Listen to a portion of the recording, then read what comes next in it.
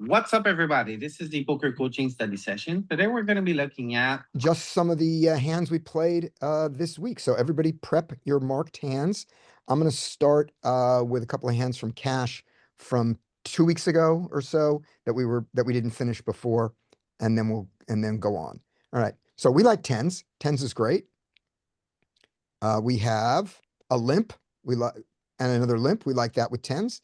Comes to us in the small blind, and note their stack sizes. These stack sizes are pretty accurate. This guy started with 180. This guy started with 280. Given that, this is very interesting. yeah. So this guy's got 17 big blinds. This guy's 28 big blinds. This is at this point we're in tourney territory. So what do you think about the tens? What size do you want to go? Well, the first question I would ask myself is, am I calling off shove?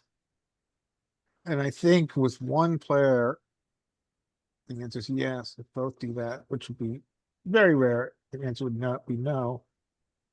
We got to think about what our SPR is going to be with after we use our sizing. We also got to think about not incentivizing the other button player or the other blind players to come in. So for that reason, if this, I like a lot of like, I think we still go like, I mean, technically 70 would be the size, right? But with these, I think maybe 60 or 70, and then we're going to shove most flops. Yeah. So I like that. I think that the idea of doing a jam size is not good because of these two guys behind. Oh yeah, I don't think we want to commit ourselves with Yeah. two players behind.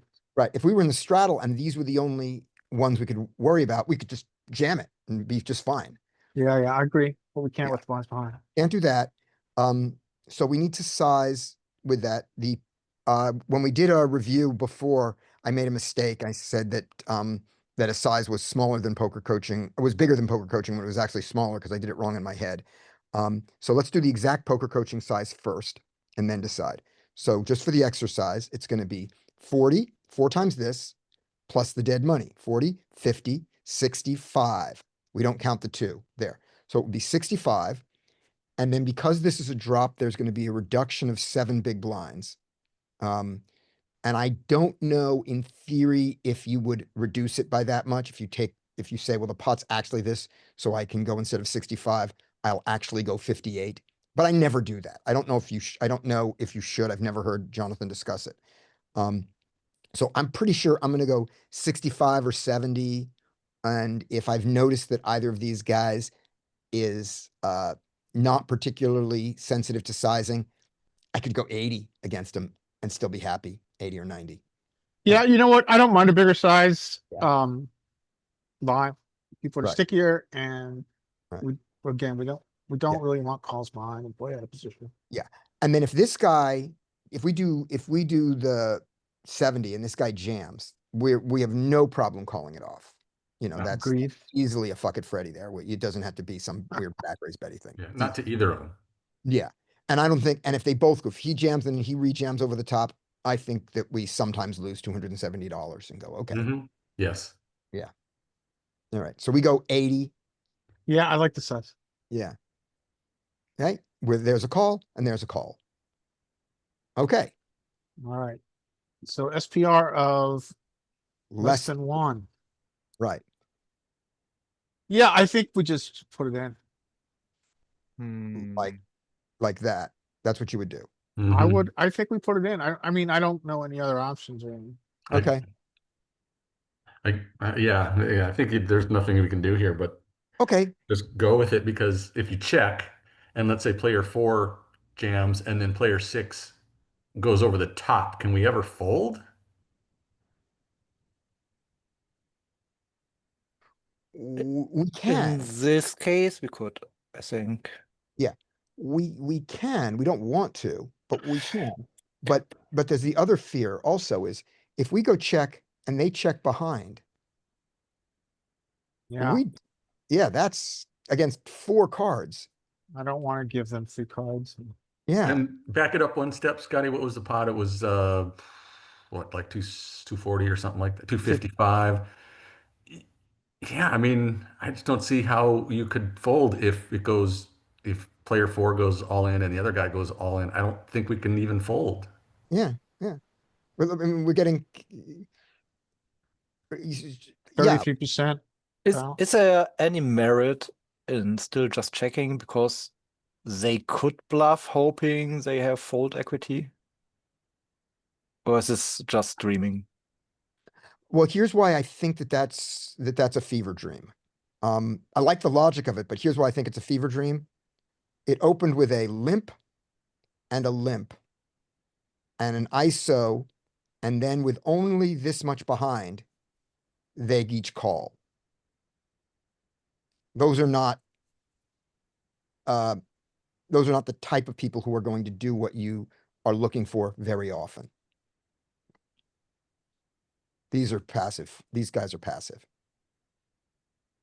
The very fact, the very fact that they have stacks, that these are their stacks in a 3-5-10 game, that they're sitting there with 18 and 28 big blinds.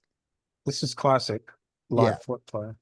Yeah, they feel really passive. Let me see in the notes if we have a specific thing about their passivity, their passivosity. This is C2. Both are very passive. I have that note already. That's just written there. Not even from what we're observing from this play. That's from the game already.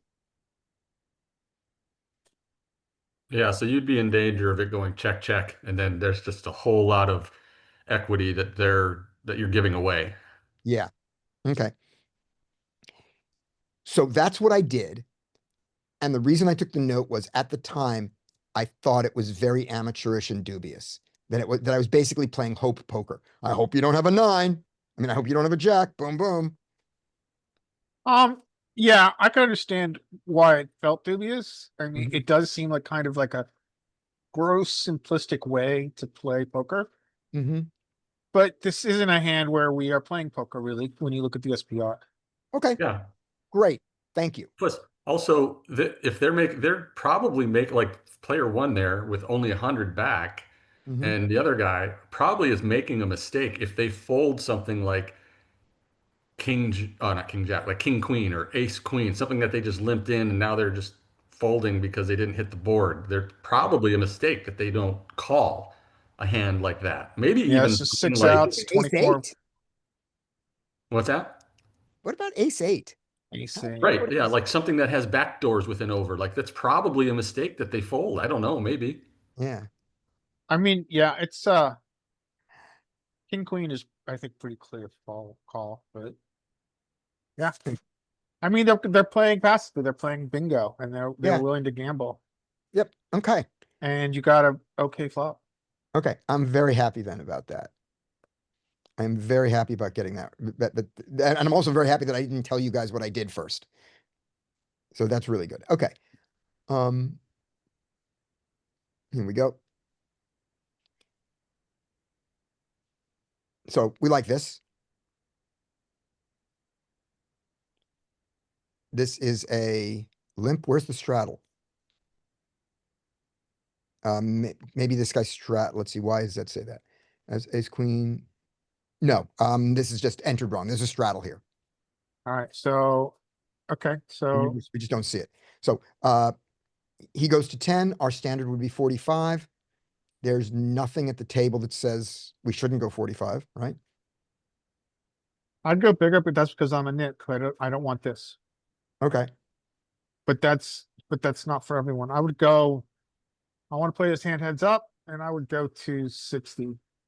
Okay. But then, thank goodness, well now you. Right. We got that. All right. Um, Hmm. so he had about 600 itch. Yeah, interesting spot to maybe just call here. Yeah. Oh, right. So he jammed, and we have the guy. Right. That's what it is. That's what's interesting. This guy's at 600. This guy goes all in. That's where that was the decision point. So if you call pot, and then he calls, the pot is 900, and he's got 300 behind. Right. Yeah, this is an interesting spot. But Okay. I just do for kind of me, like I do kind of like a call. To me, Like that. calling looks stronger than jamming. No, I understand why it would, but this guy's got to be thinking a little deeper than he might not be for that. Jamming, like you and I would often jam hand like pocket tens or nines or jacks here if we decide to call this all in to get rid of his range, right? To kill his equity. We might not succeed because he's only got 600, but that's a slightly more thinking play. A less thinking play is, well, if he's got ace king, maybe my sevens are good. If I've got ace jack, maybe he's got tens and we're flipping. I mean, that's what a call says incorrectly to a lot of people because that's how they think. Oh, Does okay. that make sense? Yeah. I mean, if they think that about it. Yeah. But I think I agree with you that if you thought it through, you would realize that the call was strong. It was a pulling call, not a pushing call. Like there's a such thing as a pushing call. That it's a pulling call rather than a pushing raise. So with that said, what do we like to call here? Yeah, I think I call. I mean, you've got, if he calls 900, 300 behind, sure. I like it. Okay, great. What do you think, guys?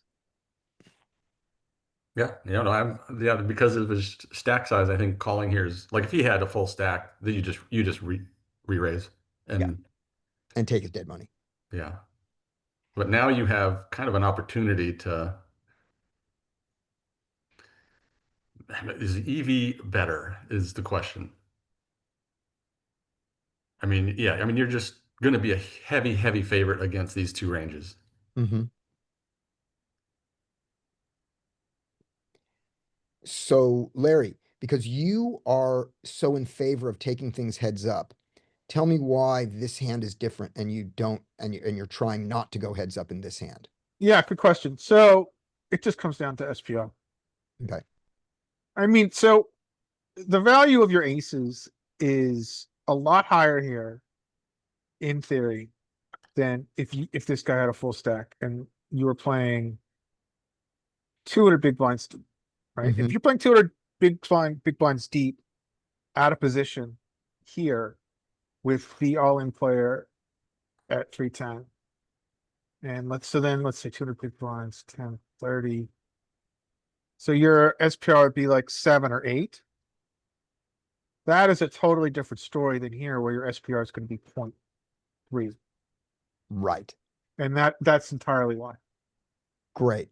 So there's two things, for those of you who have listened to Larry argue, consistently, I want to go heads up, I want to go heads up, which is when you go heads up, your odds of winning the hand are significantly better. You add another range and the equity of aces goes down by a surprising amount. But the other thing is clarity post flop flop. Yeah. And here, whenever the question is that you're going to be all in or practically all in, you don't need clarity post flop. So that reason goes away. So with And that, also, if we were at a 7 SPR, if you call and he calls, you're out of position. That's another big issue. right. But here it doesn't matter. Yeah, exactly. Okay, perfect. So I call and he flips a chip. And later he says that he had deuce deuce after the hand. He says he had deuce deuce. He folds, we win the hand against ace queen. Let's see. So my notes, the people who sit down, somebody sits down. Seat 2, I think, is playing 90% of unraised pots. Maybe not that high.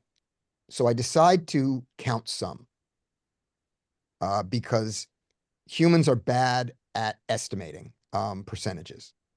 And we get these, so we get these HUD stats, and the HUD stats are completely accurate. And we're get used to those. And then we're sitting at the table and goes, well, he's playing a lot of hands. I go, what percent of hands? I don't know, 80, 90%. So I decided it felt like 90, so I was going to start counting them. Just what I think it is. So one limp, yep, he played it, one limp, folded his big blind folded his big blind, which in this case is a small blind because straddle to a limp. Then he folded his small blind to a limp. What? Oh, he only has 100 left. Maybe that's why, or maybe my initial estimate was wildly off. This is all about seat 2. He's folded some reasonable squeezes and ISO sizes. Then again, I might be the only one at the table using reasonable squeeze and ISO sizes. So those are my notes in real time about seat 2. All right. Let's misplay king 8 in the straddle. Does this involve seat 2? No, these were in reality. I am seat 8 in this game. So there's seat 2. He was not in this hand. So this narrative is not like me leading up to this hand. These are my notes in real time. I gotcha. This So is the- yeah, so the thing to think about here is that the seat doesn't correspond to no, not, replayer, it corresponds to live seat number. yes, exactly. Yeah, that's why I asked, because I wanted to identify where seat 2 would be in this I hand. think he's this guy. I think he's this guy. Well, If I roll back, we'll see Oh, yeah. what my seat is. I tend to write down what seat I'm in, but I think I was in seat 8 in this game. If I wasn't doing this class, I wouldn't put notes down like maybe my initial estimate was wildly off, but I would do this. I would start counting. I would have done, if not for the class, I still would have done this and I would have done it in my notes to get myself accurate. All right, here we go. We're going to see a flop. And we're going to see a flop against, do we have any note of who it is? Yes. So this guy, we know this guy's play. We've played with him a lot, and he is going to play his hand and not his range. So already this tells us something. His limp on the button. So with that in mind, we can consider squeezing king 8. I mean, You can, I ISO think king- raising. I think king 10 is clear squeeze, clear ISO to a limper. Yeah. And King I- 9 and king 8, I probably see a flop. Yeah. and play. technically, what we call this is an ISO, but it isn't because we're last to act. We're not isolating. We're not getting heads up against him. So we get none of that advantage. The only advantage we get is let's raise against a weak range. And Yeah. I think that he did not limp the button with the intent to fold. So my raise is going to have to be oversized here. And then here I'm at a position playing a bloated pot with king 8. So I think I'm better taking just the gift of a free flop. Well, let's ask the question to the group and to you, Scotty. Yeah. What is your suited king X ISO range or raise range here? Suited, Where does suited, it start? suited or offsuit? I didn't. Suited king X. Oh, suited. I gonna raise king 9 suited as a bluff. I'm gonna raise king queen suited as value, king jack suited, king 10. So king 9 and up. Now that I've said it that way, and then I'm gonna take the flop with all the others. Okay. And then a question for you, this player, you seem to have played with him enough that Yeah. maybe you can answer this question. Yes. Will he, so this is an open limp. He's the first player in here. Would he ever open limp with any king X hands better than yours? Like, would he open limp king jack, king 10? Maybe king 9. But that's the only one. But you're I don't think he's, confident he would he's not raise. gonna limp- I don't think he's limping king queen, and I don't think he's limping king jack. I don't have a sense of king 10. Because it could be an argument to, like you said, to raise here because he's not going to have hands that dominate you very often, Okay. right? Yeah, he could easily be in there with a weak ace. Yeah, but still, could it be- doesn't dominate you. Right, exactly. Yeah, I'm with you there. Yeah. Yeah, I'm almost never almost never against king queen or king jack. I don't think I'm often against king 10, and I might be against king 9. Yeah. Yep. But this feels a lot like if I had to give it a hand class, I'm gonna say 10-7 suited, 10-8 suited, ace 3 off, ace 4 off. Yeah. That feel of hands. No pocket pairs. Doesn't feel like deuces or 3s or 4s. But I don't know. I don't know his real range.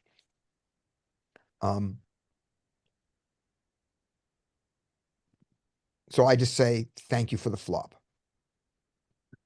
Yeah, this is a very Yes. interesting flop. Check. Oh, yeah. So first thing, we're allowed to bet here. It's not a donk. We've Yeah, never- I hear that conversation and I could see the argument for it. Yeah. And that's fine. I don't generally think it's in our best interest, frankly, to barrel into someone, even in this spot, right? Yeah. But Okay. other people barrel into someone out of position. Quite when you barrel, do you mean bluff barrel or do you just mean bet? Like, let's say we had some value here. Let's say we had What 7. I think barrel in this situation means betting aggressively out of position. is what Okay, it means. gotcha. Okay. It would be different if we ISO or Okay. raised, but No, I gotcha. So you're gonna treat a limped pot like this out of position in this, you're gonna think about your play the same way as we think about single raise pots. yeah, I mean, my main motivation is I think a limper is going to play more face up, which means I think the information they give us with their sizing is going to be more revealing. I Okay. don't think they're going to have a sophisticated strategy. I might be simplifying the situation. Gotcha. And also with that in mind, we will get less information from their call than we will get from their bet size. We don't get as much information when we bet out of Great. position. Okay. All right. That's nice. So I agreed and checked. Check. 4 spades. All right, I think now you have permission to bluff. Yeah. And I even have a legitimate draw. You've got, yeah, I have a real draw. got a semi bluff. Yeah. And if a spade comes, I have a bluffable spade. No. Yeah. So this is a legitimate thing. So I'm going to bet. What size do you like? The pot is 20 now because they've taken out 7 for the rake.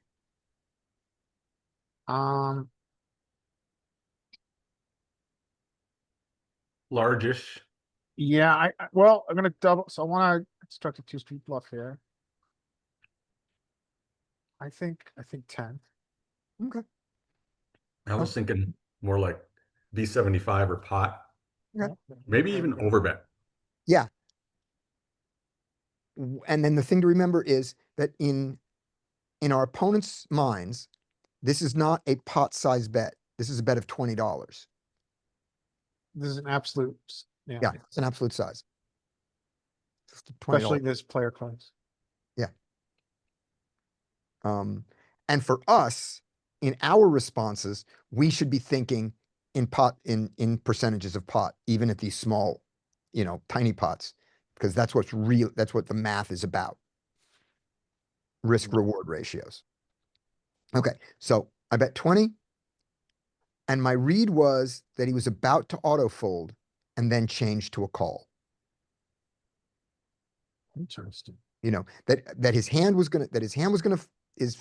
his fingers were gonna fold his hand, and then he kind of looked at the board again and thought of something, whatever it was, about his hand and called.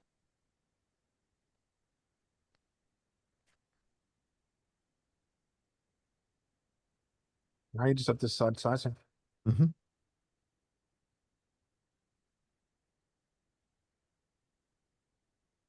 What size? Pot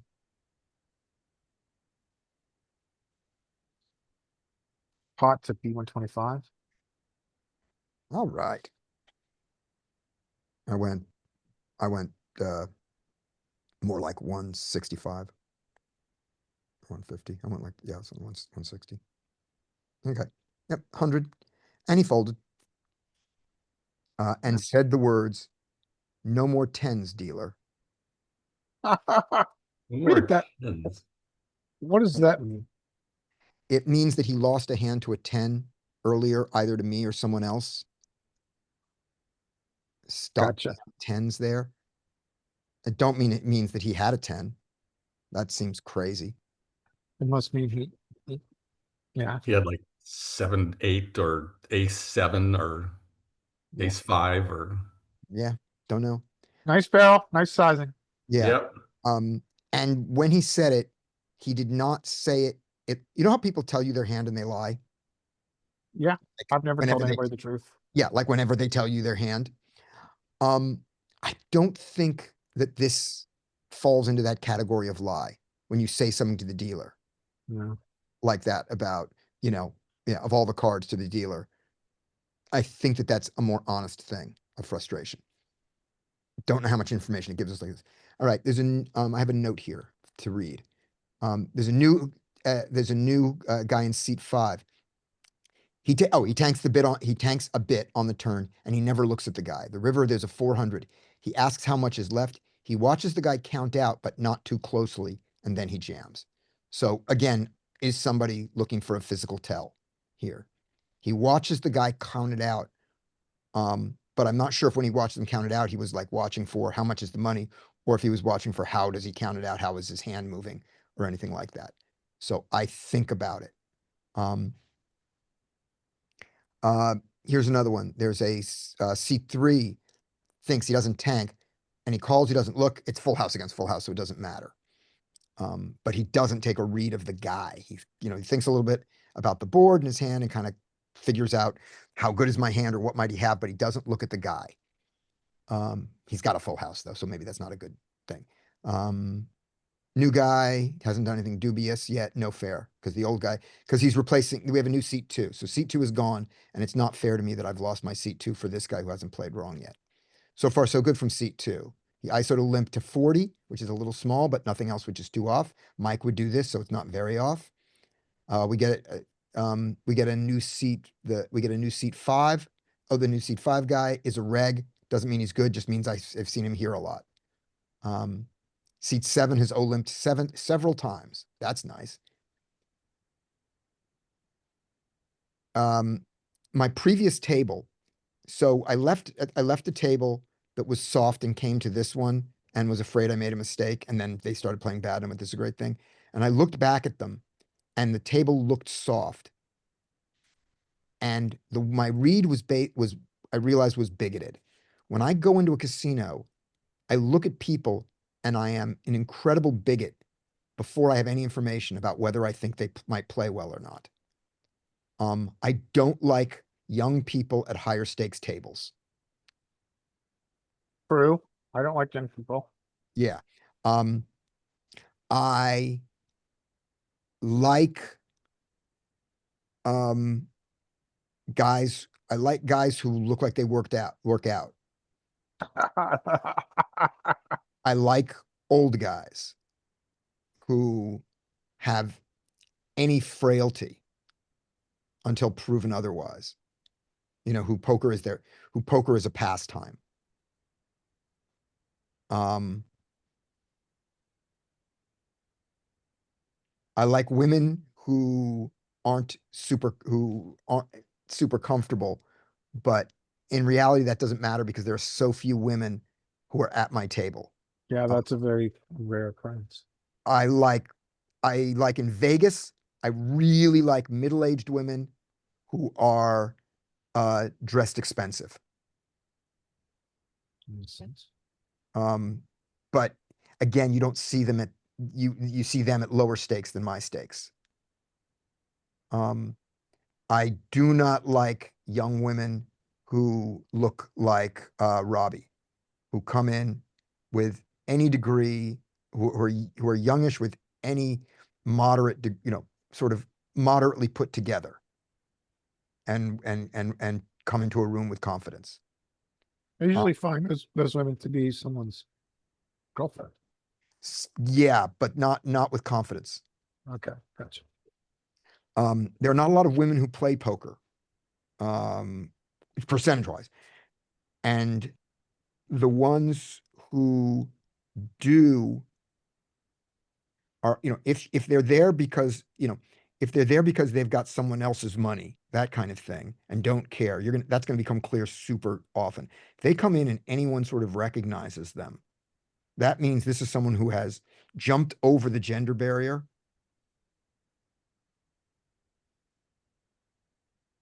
You know what I mean? Yeah, so All they, so the argument would be if you jump over the gender barrier, you probably have a higher than normal level of skill Yeah, to complete that hurdle. yeah. And to feel, now they could be completely wrong. They could be someone who has unearned confidence, but unearned confidence is a male characteristic much more than a female one, Agreed. statistically. So yeah, and these are super bigoted things, and you have to put them at very, very, very, very low confidence when you sit down at the table. You want to be able to change it on a dime when you see a single hand. But until you see a hand and you're looking at tables, you got to decide on something. And prejudice is not nothing. And so Yeah, I mean, so we're doing, this is a game of imperfect information, so yeah, especially when you walk into someplace, you're dealing with the least amount of information, and you have to make very stereotyped decisions. I did the same Yeah. thing. I walk in, Yeah. I look around, there's 3 tables. I use similar decision criteria to you. yeah. I'm And gonna use a more neutral word, stereotype, as opposed to bigoted. I don't know if I yeah, would call it yeah, bigoted. stereotype better thing. But I realized when I looked at the table, I go, when I was looking at the table, that's what I was looking at. I was looking at age and race and dress things that are not highly correlated, but they're correlated, and I have nothing else to go on. So that's what I did. Okay, we got a new seat 7. I'm just writing down the note of him, what he looks like. Don't have any notes how he plays. I thought the hijack limped, but maybe he posted. I didn't notice. So seat 2, calls in the small blind versus a cutoff 30. And so my note immediately is he's not an expert because the small blind is highly incentivized to raise. So the very fact that he had a flatting range there at all, this is the new guy who sat down. I went, okay, not an expert. Later we find out he had ace king. Definitely not an expert. All right. The guy who we marked as competent. Remember before there was a bored Asian guy who hadn't done anything out of line. And when I sat down on the table was terrible. I go, he's the only other competent player at this table. At first, he might be better than me, he might be worse than me, but I think that he's at least competent.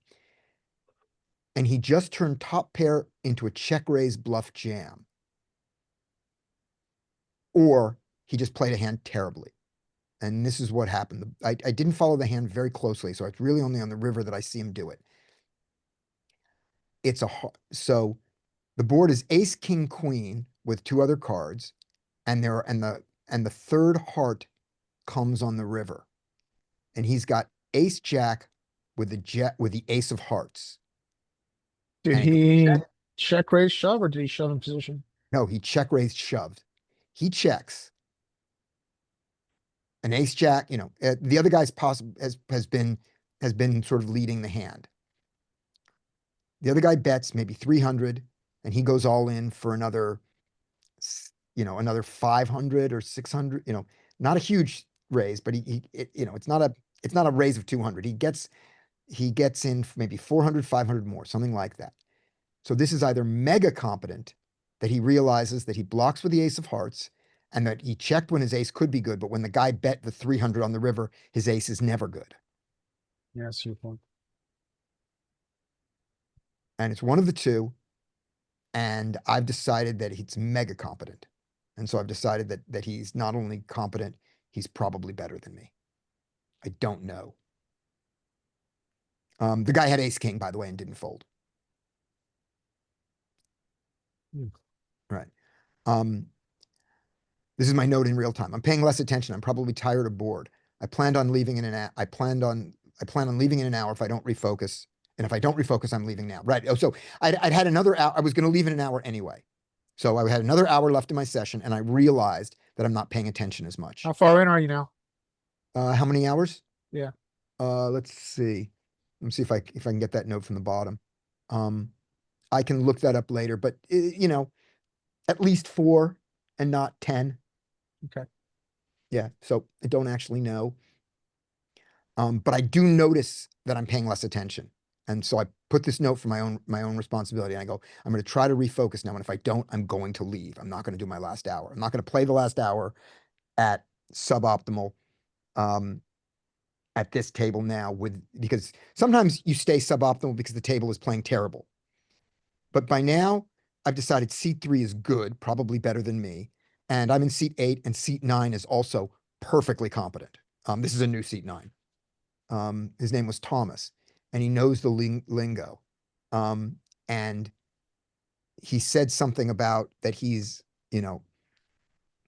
I said something about, maybe I said something about leaving in an hour or something. And he said, me too. And I turned to him, I go, oh, you're leaving when I'm leaving? Fuck you. Because I decided that he would get the joke. And that's how I realized I was definitely losing discipline, because I made a joke to him like the joke I would make to you guys. Yeah, I hear. That's a joke that says, you and I, wink, wink, you and I know what's really going on at the table.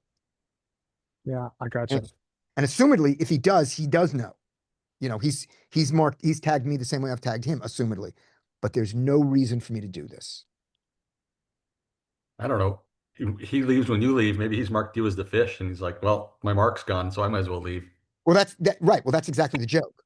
The joke Okay, is, got yeah, yeah, I the got joke you. is I'm making the joke that he knows that I know what that means and that Yeah, it's going to work.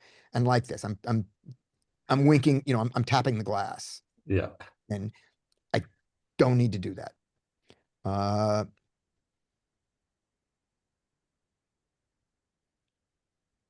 None of this is just, there's a new guy who sits, the guy who sits down, who looks like Matt Donnelly, not that matters. He's out of position to me. And the flop comes out, and I don't look at the flop, and I look at him, and he's staring right at me. And I stare at him, and I think we both knew exactly what was going on.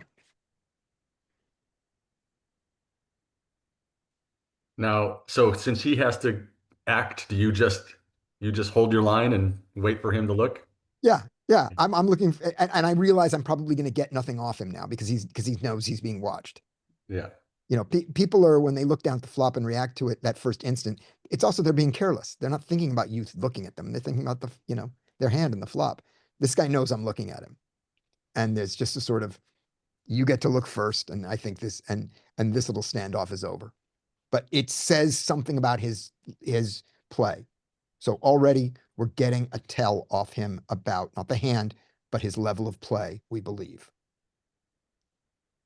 The worst players have been replaced by less bad and maybe even good players. Fuck this. The male model from a few months back is in seat 7, but I don't remember his play. And seat 5, who we talked about, is now ISOing all of many of Jimmy's limps. So that's the guy I said before who plays straightforward. He's moved seats, and he's limping. The guy who limped the button is limping a lot, and the guy immediate his left is ISOing him a lot, either because he has the hands or because he's figured out what's going on. And that's the guy from this hand. All right. And I got 2 hands left, which I'll do when we come back, one of which includes, look at that sweet baby there. But I gotta go. All right. And let's see, drive these. So have fun. I'll see you guys in half an hour to an hour. All right. Sounds good. Who has marked hands? Brian raised his hand. He's got marked hands. I won. Let's do it, man. Put it Floor into is the yours. tracker this time, so it won't Cool. look terrible. Much appreciated. Your shadow there. This one. You guys see this? We do. got it. All right. So I'm in the small blind, and first thing under the gun, limps. It was only 5-handed.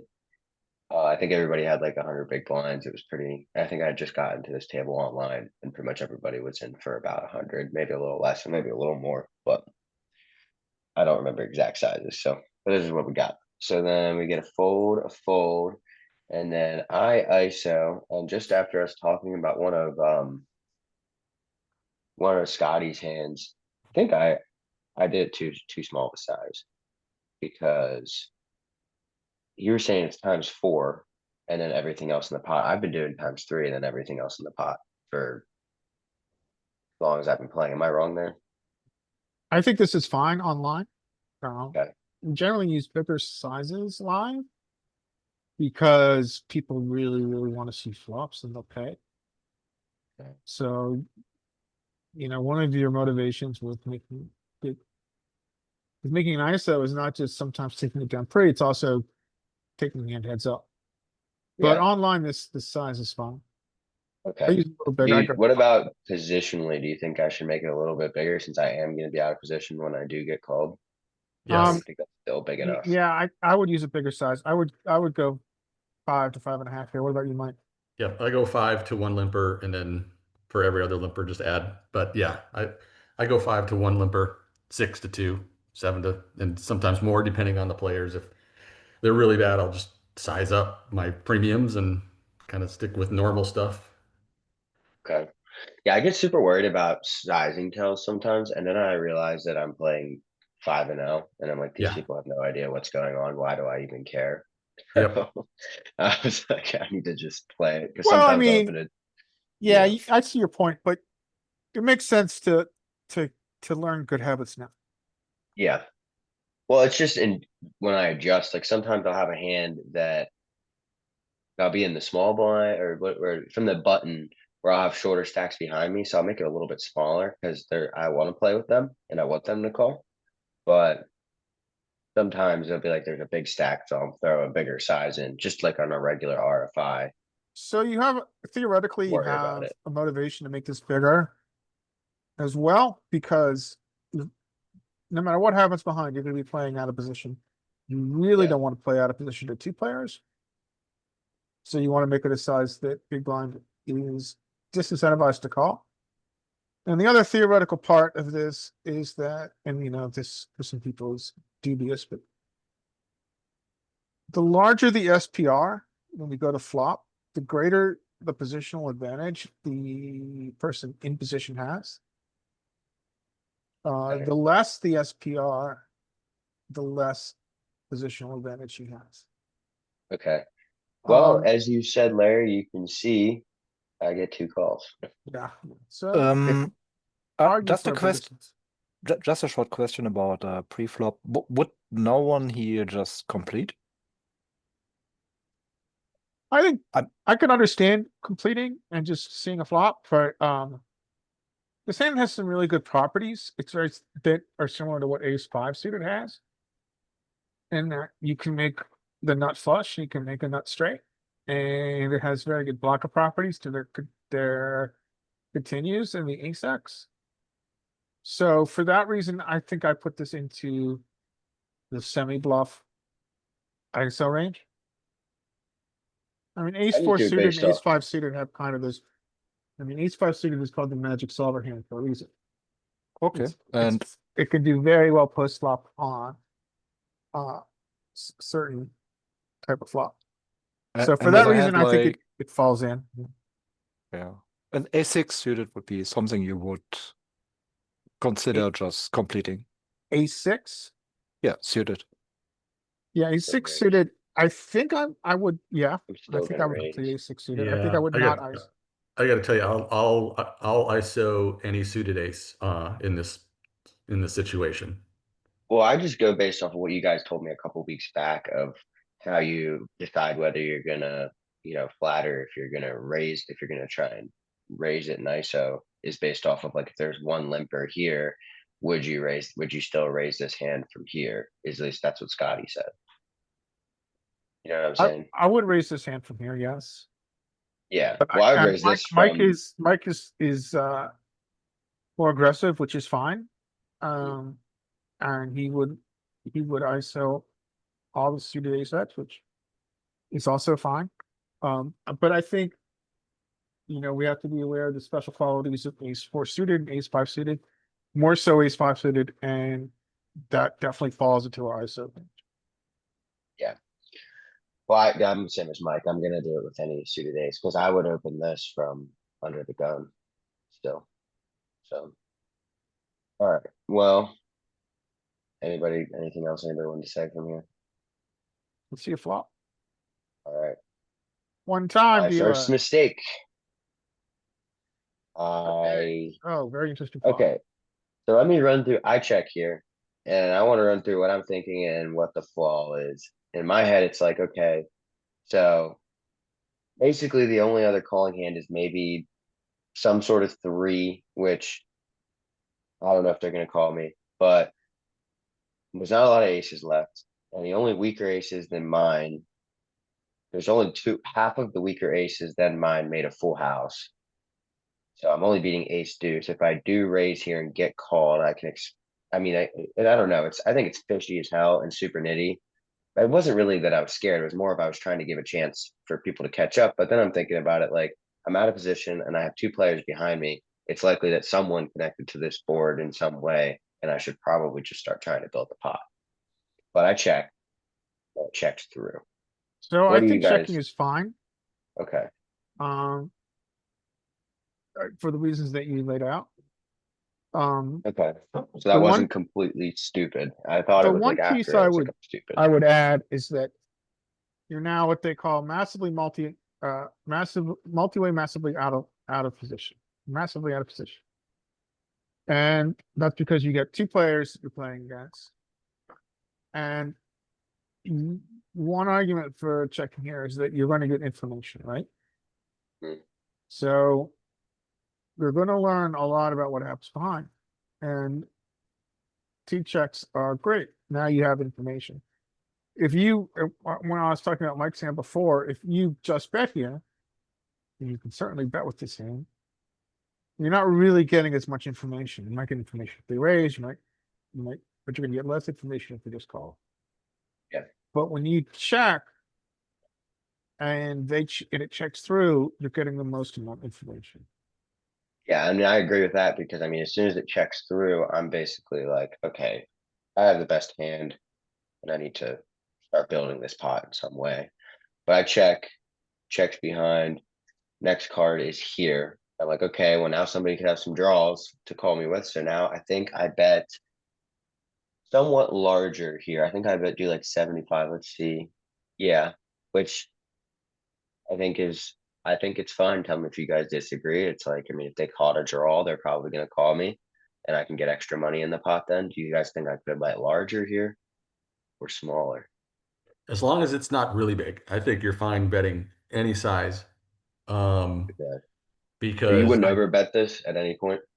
I would not overbet this, no. And I'm only because I just think like their ranges consist of pairs, such as, pocket eights, sevens, maybe, like basically any pair below nine, below 10 even. Um, so I don't think you want to blow them out Yeah. is my Okay. point for betting really big. Like you don't want to do that. And you also, if somebody is slow playing an ace, you're beat. And so you don't want to bet giant there either. Okay. That's my thought on the big bets. But I think if you go smaller-ish, like this, I would consider this starting to be in the smaller side. It's B75, you said? Yeah. It's Ish. about, I think, let me look real quick. I did 8.5 into, oh, back one. 8.5 Yeah. into, what is that? It's like Yeah. 65, I think. So now I think you're okay because you can get called by some draws. They're broadways. Maybe 10, a 10 gets here, 10 not. So I think you're okay with the size. But yeah, I wouldn't go really big. So then we get a call, which kind of, I'm starting to put him on like some sort of draw or even like you're saying, like a pair of sevens or something, maybe even a 10 in my head. And he folds. And then this card comes out, which completes, I mean, it really only completes king, queen, and any other flush. But I mean, I don't have him on king, queen. I kind of had a decent idea of him maybe being on a club draw, but I wasn't sure. And I think here, I mean, it ended up being probably a Yeah, good don't play, don't but don't spoil it. Don't do your action yet. what do you 'Cause guys think I should I'd do? like to see what other people would do here. Me personally, it would depend on the player. So if I consider them good, really good, I might just check. If I don't think that they're going to bluff raise enough, I will block bet. I would do a small bet. I would like B30, like a 10, and expect to get called by worse and never bluff raised. And they might even call with better, like they might have been slow playing some worse ace. And I guess you're chopping, right? I guess you're chopping with anything ace nine and below. Is that right? Yeah. No, Uh, ace nine would play. So you're yeah, losing to any I'm other ace. losing to everything, any ace. So yeah, I So think I this would be player think dependent. so on this one, I don't have a HUD like we talked about, but I've been working on especially talking to Scotty, really focusing on making sure that within an hour I have solid notes on everybody I'm playing with. Yeah, that's a very And good I think idea. I was playing with this guy, and I noticed him like there's a couple of times where he'd play super if you played pretty passively, he'll fire on the river and have nothing sometimes. Like he had nothing a decent amount of the time when he was firing, and he either got away with it. I mean, at least I assumed he had nothing a lot of the time because he'd check, and then go crazy on the river when he got checked to. Oh, great. And the person would either call off. The one guy called off with like third pair, and the guy didn't show his hand, and he got with third pair won. So I was like, okay, he has nothing when he's blasting a lot of the time. He did it a couple of times. I'd seen him with losing to like second pair or even top pair or stuff like that. So I was like, all right, Just, he'll. Oh, go ahead. sorry for interrupting. Just to clarify, I could be misreading. You're chopping with a lot of ace X right now. You're chopping with ace five through ace nine, Yeah, right? Oh, okay, he is good. right. Yeah, because it would have been anything ace nine or less. You're chopping. Yep. Yeah. Yeah, and I think a lot. I mean, actually, that's not true. Never mind. But yeah, so that's kind of where this check comes from. It's a little bit Yeah. of like, hey, I can call any raise with what he's got. With what I've seen so far, I can call unless he goes crazy. But still, I'm probably going to call him off because of what I had seen. But the one thing that set off alarm bells in my head was that when he was doing it prior, so I checked and he bets like half pot, a little bit more than half pot. That's when I was like, I don't know if I can actually call this because every single time I'd seen him do that prior, it was with like a large over bet, not like super large, but at least pot or larger on the river. And then he put out this like half pot bet. And I was like, I think I have to call, but Yeah, you I do. mean, yeah, I had to Yeah, you call, but do. I was Agreed. like, the alarm block, it was going in my head that I was like, I could have got away from this, but he bluffed so much, but his sizing's so different now as he's doing it that it did make me kind of scared instead of I would have been ready to go for sure before. And I call, and he shows queen nine suit. And So you I had a good just, player read and, it, but you also have to think about the pot odds he's offering. mm, Right? He's offering, you have to win 25% of the time. So that means that, we've got a lot of chops going on here too. But you don't have to win all the time. You have to win over 26% of the time.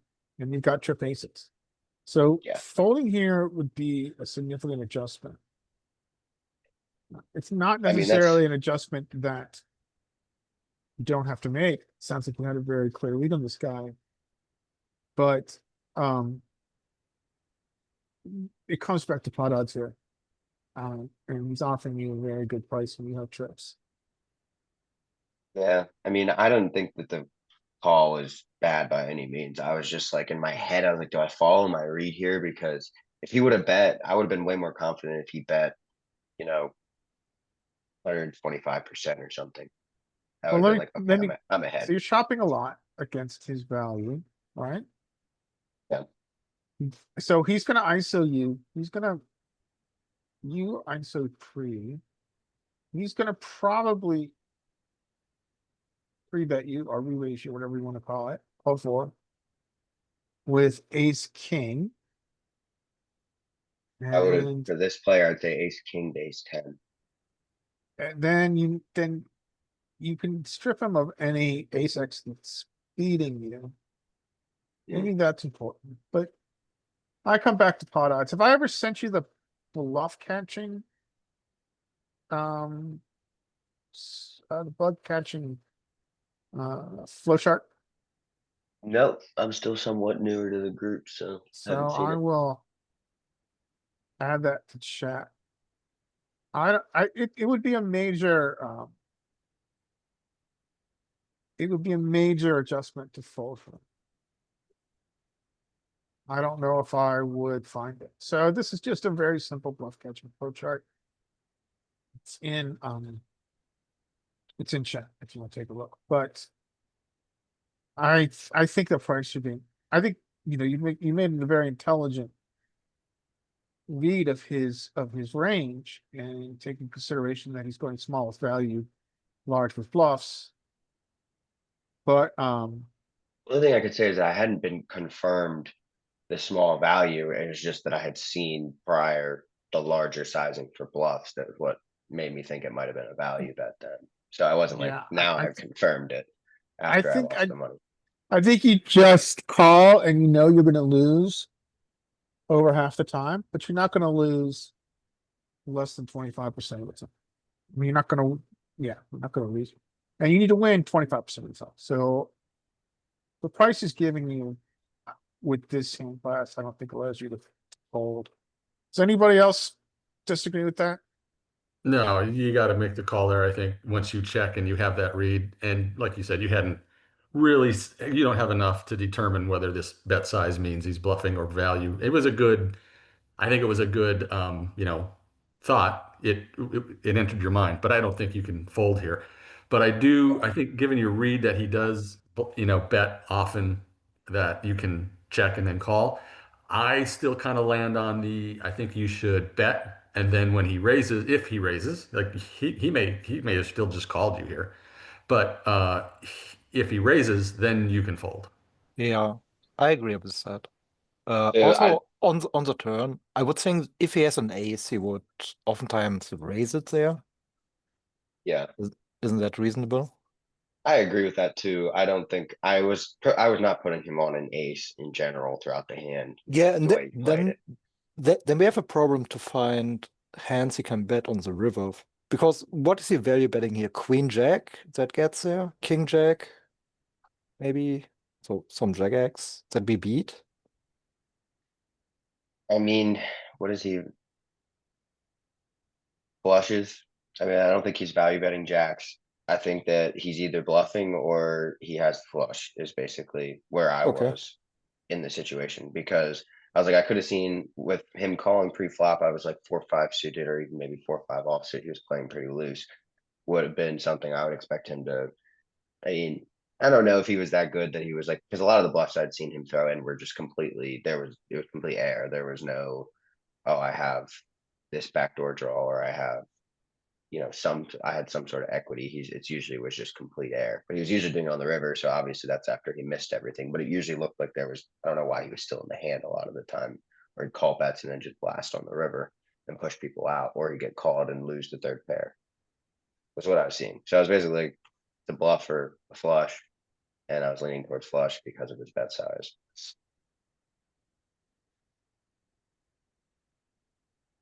There's a lot of rambling. Sorry. Yeah, I think good hand, just unlucky a little. Yeah. Well, that was the only one I had. Anybody else wants to I just take over? put Let a me hand in the uncheck. chat. If you can look at that one. You just sent us a file, right? Yeah, I was gonna ask how do I send it, but that's just the file. I exported it from Poker Tracker. Okay, no Oh, you can worries. just share. So I mean, I I'm can looking share it also if that's the case. I have it up, but there used to be our tool that we could use to paste this into a Wii player and it would play. You just have to funk with it. What's Yeah. what are we asking about?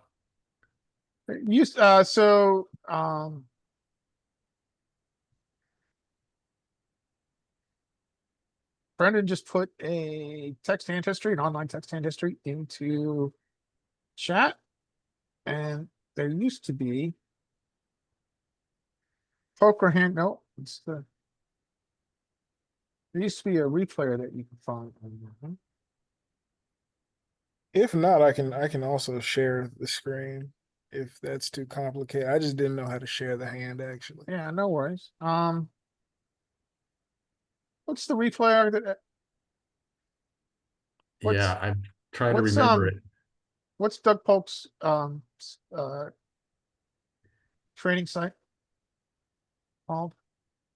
Up upswing, is it? Upswing. Yeah. They have one. Poker. This might see.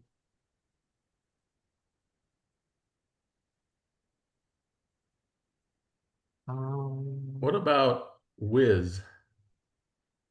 Yeah, you just throw it in Wizard. Want to do that for him? Yeah, let me get it going. Let me look. All right.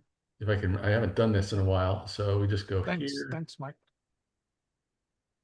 Here's stuff. I'll be right back.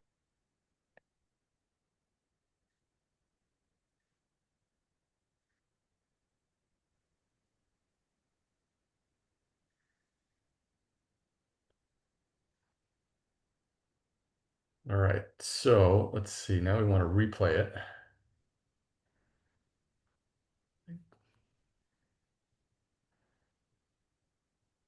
Replay. All right, Brent. Oops, where'd it go? Had it for a second.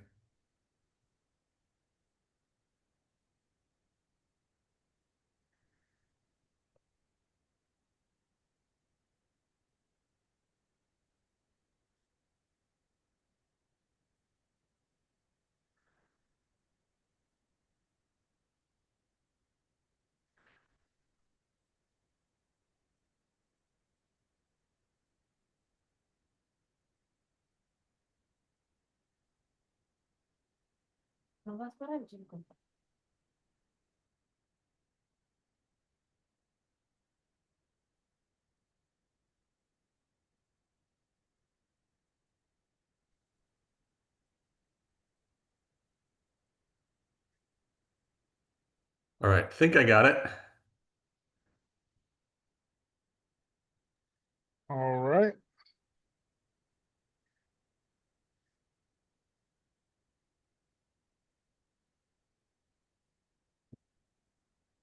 All right. So yeah. I was kind of confused at my action here. Well, I can see now it's 100% call. I wasn't sure if I should have three bet. This was only his uh second hand at the table, so no stats on him or anything like that. I called because I mean it just seemed like a good call, so I can see that it's 100% here on the replayer. But I ended up calling and we went to a flop. Okay, I would say you could go either way. Okay.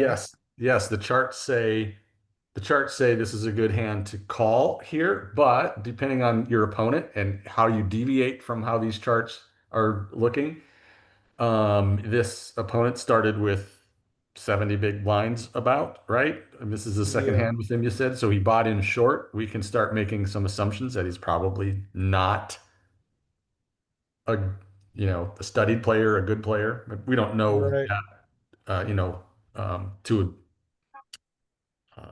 too confidently, but we can make some assumptions. So I would say three betting is not something that would be terrible, right? Okay. And that's probably more the reason why I called because I don't have any information on him. So I was like, okay, he's opening. It's his second hand at the table. So I'm assuming he came in on the big blind. So I'm guessing he's just, coming in and trying to figure out. So then we get to the flop and he checks to me. So now when it gets to me, I'm thinking, okay, I got top. Um, I know I probably have the best hand right now, but he could also have, some pocket pairs here, but I kind of rule them off like pocket aces or even like tens plus one because I blocked the 10. And then if he had an overpair to the 10, he would have continuation bet here, is what I'm thinking. So Mm-hmm. my thing is I got top, I got coverage over top of it. So I'm gonna check here because I'm not too afraid of getting outdrawn here. So I go ahead and I check. All right, I like that thinking, because you're right. I think population, and especially somebody who, like, if we're going to go with our initial sort of assumption that this player is probably not too great, that if he has an overpair, or even if he has 10x, he will Right. bet this flop way more than he, in theory, is supposed to. Because if he has an overpair, and if he has, say, king 10, he is supposed to check this flop at a probably a pretty good clip, and we can look to see how much he's supposed to later on. But it's not an auto c bet. It's not a range bet.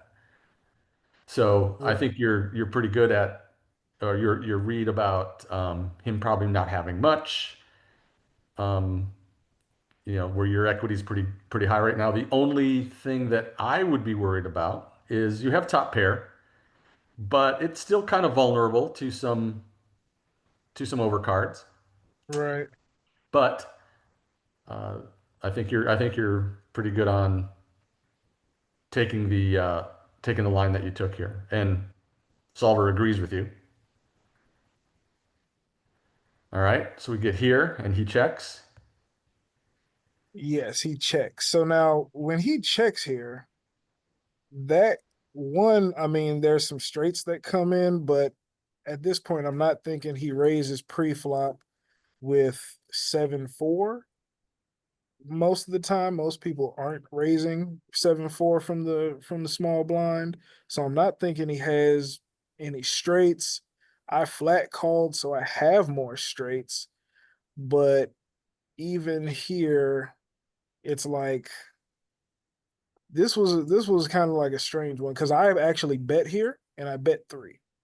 Yep, you bet a B50 size, right? Yeah, because I'm like, okay, I got top pair. That didn't bring in anything but some lower straights, which he probably doesn't have in his range. So I bet, and then he comes back and he calls. So he doesn't raise me or anything. So now I'm really thinking, okay, he doesn't have any overpairs. He's probably capped to, I'm assuming, like, a 10x, or maybe he, paired one of the lower cards, maybe like ace 5 where he raised in, or maybe ace 3 suited he raised in. So I'm like, okay, I'm covering him. So I bet he calls. And Yep. then we Okay. go to the river.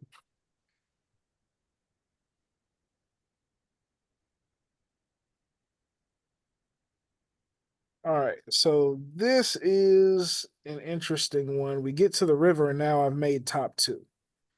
I've kind of already ruled him out of having any straights. I've kind of already ruled him out of having a better 10 than I did. Obviously, I got 2 pair now. And I'm kind of thinking, okay, he probably was playing passive on the flop and the turn because he had like an ace high he was trying to get to river with. So in my thoughts, he still has ace king in his range. He still has ace queen, and even ace jack here. So it's like I see that as a more logical bet for him. So what I did was I raised. Yeah, I don't see any reason why you wouldn't raise here. Okay. I mean, he could have got here with a worse two pair. He could have ace 5, ace 3, ace 6. Exactly. So I raise, Yeah, and and then this is where we get this, huh? This is the question, right? right. So now this threw me off because okay, now he's 3-betting me on the river. It's never a bluff, right? Yes. So the question is, with him playing passively on the flop and the turn, and not raising me on the turn, before I get to my action, what is your thought process here? I see a6, a5, a3. Size, Anyone else? Yeah, you'd what be. size games do you play? This was I think 10 NL. I mean, I play a lot of that area, and I noticed that a lot of the time, sometimes they'll hit sets, and they'll check them on the flop, check them on the turn, and when you bet, they won't re-raise. But then the river, they're so scared of losing value that they'll throw in that weird bet that you saw before, the donk. And then I get smoked Okay. by a set, and I'm like, what the hell just happened? Like, why did he play it that way? But you know, Okay, this is 25 NL. Yeah, this is 25 and L.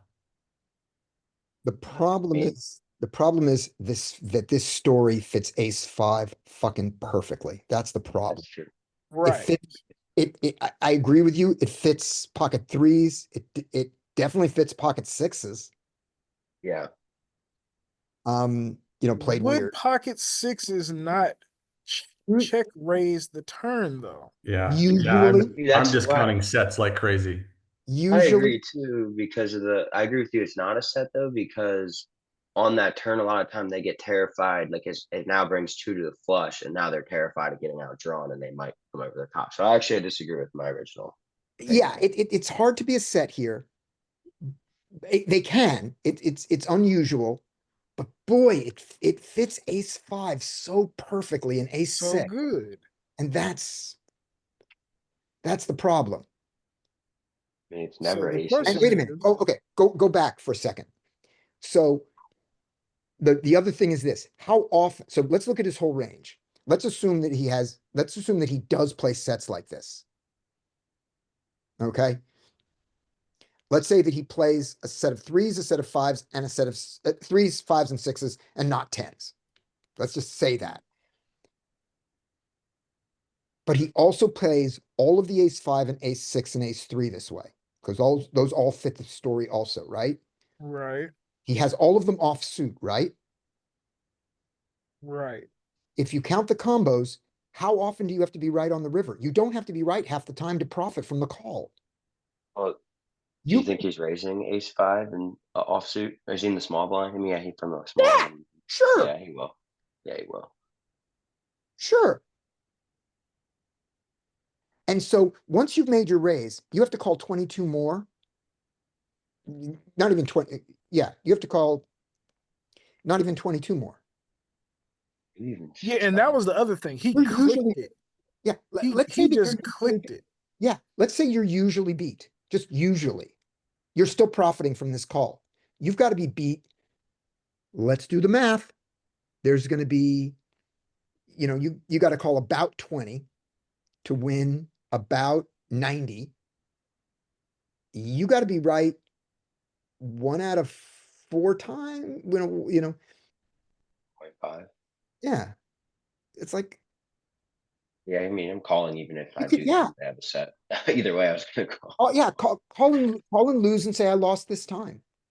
Unless you say that this guy would never play this way, not never, would rarely play this way with ace five, ace three, or ace six. And I can't say that that's rare. Like, so I've here's seen- where I think I screwed up. I did not call. I you went jammed. back over. Ooh.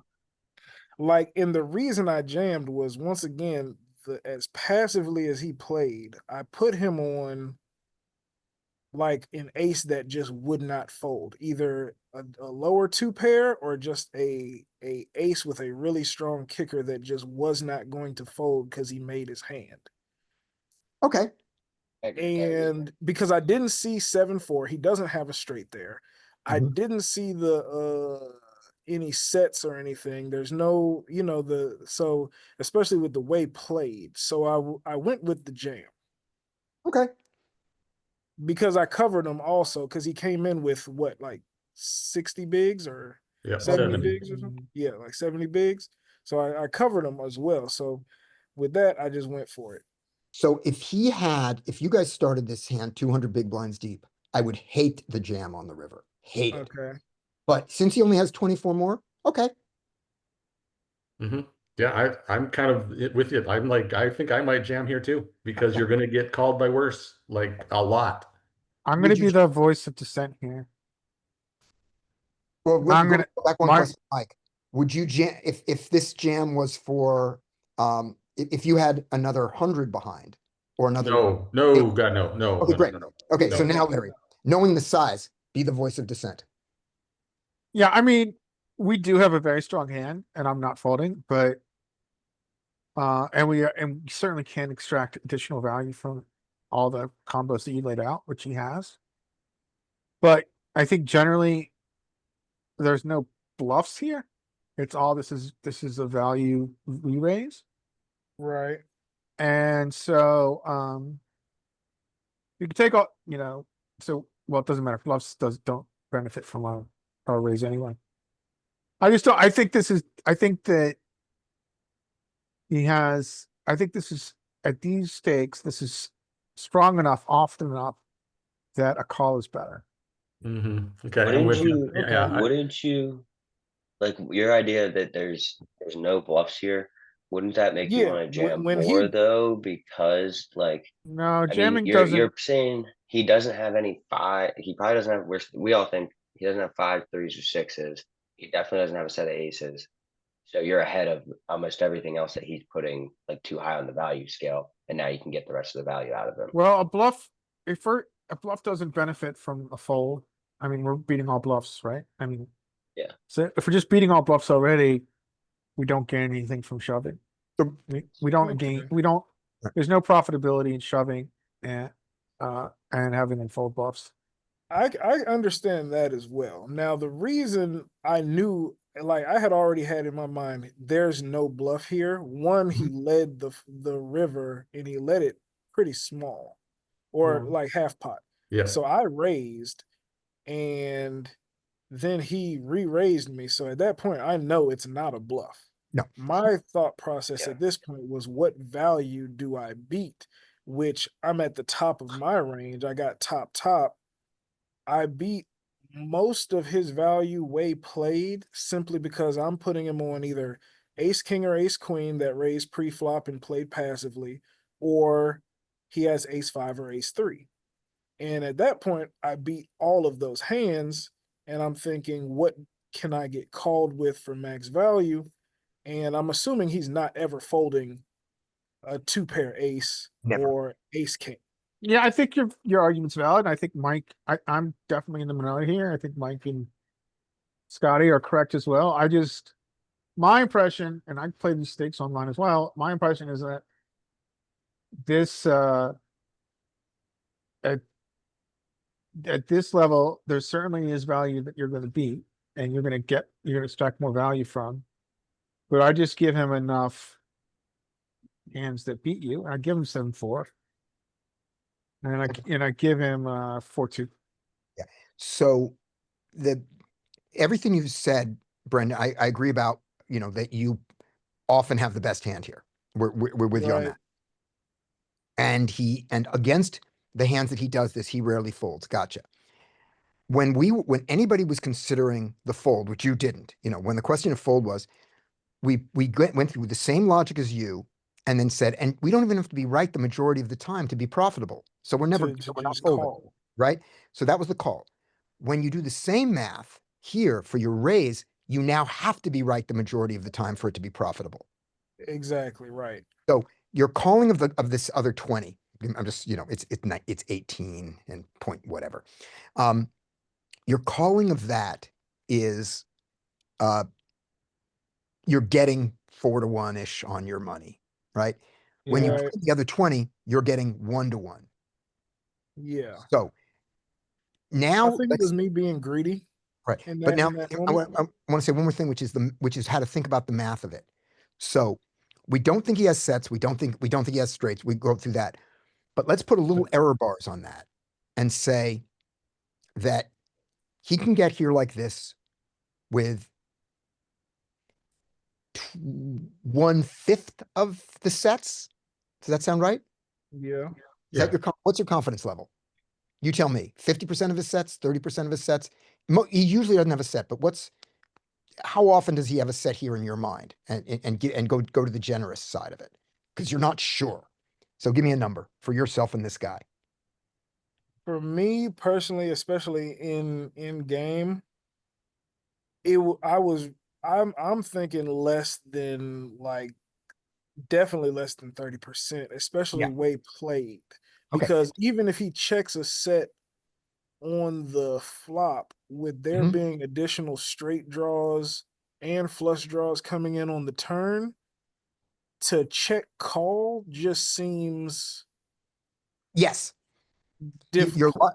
Yes, your logic is absolutely solid. I agree with everything you've said. But at the same time, I don't think you're 100% right, and I don't think I'm 100% right. Right, Right? right, So we're saying so you've made a statement that I think is true. What's our confidence level in that statement? Let's say it's 75% confident. right. That sound good? So that leaves us, we can do the math this way in our heads. That leaves him with 25% of his sets because we are 75% confident he doesn't play a set this way. Right. Does that English turn into math for everybody correctly? That makes sense to me. Okay. So let's run it out.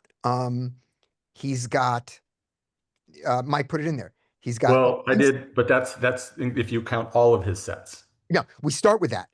We start with how many sets can he have? So he can have a set of fives, a set of threes, and a set of sixes. And there are 9, and there's a total of 9 of those. And so we take 25% of that 9. That's how many he has, right? He also gonna have pocket 10s played really weird. How often does he do that way? 1 out of 10 times? I mean, we're 90% confident he doesn't have 10s, right? Right. So we give him 10% of another 3. Okay. Now, how often does he get here with 7? So we don't think he plays 7-4 or deuce 4 like this, right? Right. But we do think he has the suited combos of all of them to start with. We don't think he has deuce 4 offsuit here, and we don't think he has 7-4 offsuit. No. But we think he has the suited combos, and we think he plays them this way. We're 75% sure he doesn't play them this way. I would agree with that. All right. So that gives him 2 more combos. So that's 25% of 8 combos of those. So we are beat by, here we go. We're beat by about, whoops, that's 25%, not 25. We're beat by about 5 combos in our analysis here. Right? Does that sort of cover the Yeah. whole thing? Yeah. Yeah. makes sense. By about I 5 came combos. I came to 4.5 Yeah, combos, but 4.55. So which is about 5. And I can see 5 combos of ace 5 here with my eyes of ace 5 offsuit with my eyes closed here. So with this, with this refinement, your jam is fine for that amount. But the call is probably the best option here in this scenario. Because if he ever folds, every ace that he folds that you beat is zero EV for you. Yeah, 0 EV. Gotcha. Yeah. So it's of the hands he's going to call, and we think he's going to call with his 2 pair for 24 more. All right. All right, we'll run it out. We'll see what happens. Right. And so with that in mind, Larry, have you changed your mind? With this analysis? I think your combinatorics is sound. Yeah. I am gonna fall back on just simply thinking that nope. I think you're right. I think there are tons of value that we're beating. Yeah. But I just skew this behavior too heavily towards straights. Okay. And I looked at this. But I think your combinatorics is sound. Yeah. I looked at this, and at first, without doing the combinatorics, I was on team call, not on team raise. And now with Brendan's analysis, I'm on team raise again. I changed my mind. All right. Let's lose 20 extra big blinds. What happened? 5s. Oh, I was right. There you go. Yep. Yeah. Sometimes Yeah. it's and to clarify, like nobody said he can't have a set here. I think what we're saying is that it's unlikely that he probability, has the right. set. But that's probably why the call would have been better, is because once again, there's a non-zero chance he has the set. The way he played it really threw me off, which is what made me go for max value on the river. Mhm. But I just owned myself with max value. So Yeah. Yeah, I think generally, I mean, an adage from from a lot of coaches is that, including our heroes, is that you just don't re-raise a raise unless you've got the nuts or close to Yeah, the on nuts. now see now And we're the pretty other far from the part, nuts here. We're really far from the nuts. yeah, definitely. And that's why I shouldn't have. But then even say I was raised bluffing with him with pocket fives with a set of fives, which has been downgraded seriously by the river. Like not even hesitating to call there when four deuces are straight, when 7-4 is a straight, when I'm calling with other things that could potentially have him beat, which is still less combinations, but it's like with me flatting from the big blind against his raise, I have more combinations of those straights because he unblocks all of those. Mhm. But it's like I guess he just sees he has a set, he's just going with it. I don't know. Well, let's go through the action again. I mean, I just, you're right. It's an unusual way to play a set. It's hyper trappy, which you also see sometimes. But when he raises his fives, we call, we get a good flop. He checks. All right, so he's decided he's gonna trap. We check back, which is fine. He checks. We bet half, which is fine. Which I would probably do with all my straights that made it there on the turn also. Mhm. And now we have thick value. So we choose, what size do we choose here? We choose, oh, he donks. You don't. So this goes back That's the to line. another lesson, right? So we went over donking on River a couple months ago, I guess, or maybe last month. We know that donking, this is a very unusual donk. We know donking though is usually, from our research and our quick and dirty MBA, is usually value, rarely bluffs. I think your raise is fine. You have thick value. You should be raising. But now you've said you've got a really, really good hand and you want him to pay. He says, fuck you. I have a really good hand. I want you to pay. Because he clicks it back, right? Right. And in his mind, we know that he's trying to get you to call Yeah. with a click 3-bet. And he's giving you a really good price. Yeah. He's giving you 20%. So here at 20%, I think we just go by the Jonathan Little adage.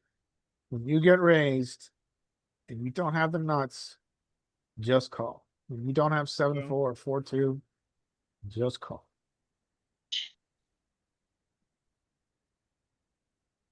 Yeah, like I said, in game, this one threw me for a loop. I Yeah. was Yeah, so well, it's a very confused. unusual way to play a hand. It's a very Yeah. interesting hand too. Thank you for bringing it.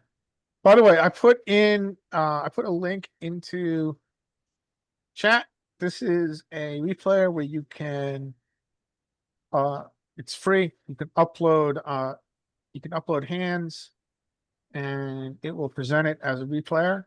And it's also nice because it's one of the few that allows you to switch between showing it in money or big blinds. We all like obviously looking at money because we're looking strategically. I'm sorry, we like looking at big blinds. So you can use that in the future to share hands. Right. All right. Thank you.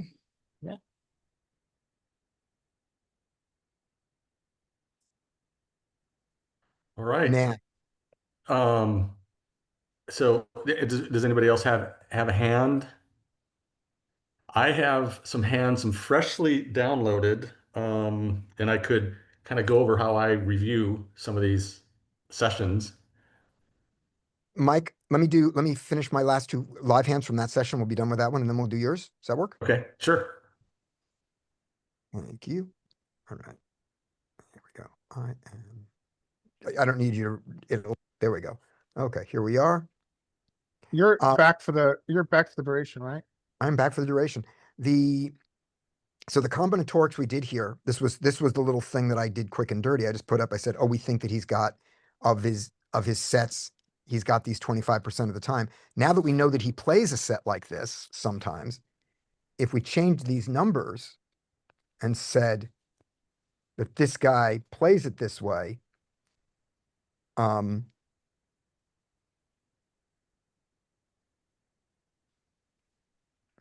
we get to 11 combos. And the thing that we needed to look at was the ace 5 and ace 10 that he bets and re-raises. How often, we didn't say that. I said that he did this with his ace. I can see all these ace 5s. I didn't consider the fact that when we raise him, he doesn't just call with his ace 5. He doesn't 3-bet it. We gave 100% frequency of him 3-betting the ace 5 and the ace 6, and that wasn't accurate. It was he can do this with ace 5. I can see him doing with this ace 5. That's why I can't fold my ace 10 here with the odds I'm getting. But I didn't say at any point, and I should have, I didn't apply the percentages of the 16 combos of ace 5 that he has and 16 combos of ace 6. How often does he 3-bet them when we raise him, when we have the sets, when we still have the straights? Yeah, that's a very good point. And if I had put that on, maybe the numbers come out very different. The other thing I was gonna mention when talking about this hand Yeah. is that, maybe it's not our best choice, Brendan, to put him on one or two, especially in this configuration, which is blind versus blind. Because that can sometimes lead to misrepresenting the value. Maybe the better way to think about it is what range does this, not just what combos I think he has. I think what also can happen is that if we give someone a combo at one point in a hand, as the information builds towards river, because of his choice to bet or his choice to raise, we can get a little bit locked on that combo, or those one or two combos, and not as easily adjust what we think his range is, seeing his behavior. Right, because the thing is, after the flop, I didn't take the sets out of his range, but that's kind of why I put out that probe bet on the turn, was to kind of see where my 10 is at. Because I'm like, okay, I got top pair, top kicker. He checked the flop, but he's going to check the flop with all those pocket pairs, like the fives and the threes. So like, and even sixes, he would check the flop with, because he has a under pair. But when I pro bet for 3 big blinds on the turn for half pot, I would normally assume that if he had fives or threes or sixes, they're coming over top with Yeah, raise, with a check raise. I would check raise my sets there. Great majority of people would check raise their sets there. You're And right. that's the only reason I kind of limited them to those Mhm. range of hands, which was like a ace with a high kicker or like a 2-pair ace, was simply because I would have assumed, like, he already kind of took it out of my assumption that he had a set, because I would assume most sets are going to check raise that turn. Yeah, I think that's a good assumption. And now we know it's not true for this guy. Exactly. Right. Yeah. Like I said, there was only 2 hands. It was only his second hand at the table, so I had no idea how he played. Yeah. So it was definitely something that I wasn't aware of, but it was interesting to see that, okay, he's slow playing his sets and he's slow playing like big hands like that. So And before we saw the reveal, I think it was Brian who said, no, I've seen people play sets like this at these stakes. Is that right? right. Yeah, I have PTSD from getting ripped on 2-pair with sets being played like that. Right. Especially the main thing that jumps out to me is the call. Like, I would agree with you. I would have put him on like a pair of fives calling there, or something calling on the turn there, just because it's marginal. But then as soon as the donk on the river comes, I just see that it seems like they're so scared to miss out on value when they do have something that's really strong there, that they could still have ace 5. But I've noticed I've run into a lot of sets whenever that happens, and I re-raise, and then I did the same thing as you and get it all in, and then I'm like, what the hell am I doing? One Right. question, Brian. As played, when he donked into you on the river, were you doing that first raise, or were you just calling? Were you calling the 6, or were you just calling the 40? were you Um, 20 big blind? no, raise? you're saying on the river after he donks, Yeah, are you am I raising? just calling 6? Yeah. No, because I think there's still value that they would do that with that you can Yeah. beat. And I'd re-raise to 22 like he did, Be- but then whenever the guy comes back over the top, sometimes like testosterone can get a little too high. I'm like, no, fuck you. I'm clicking it back. No, Right. I'm getting it all in. And then next thing you know, that's what I'm working on with my mind.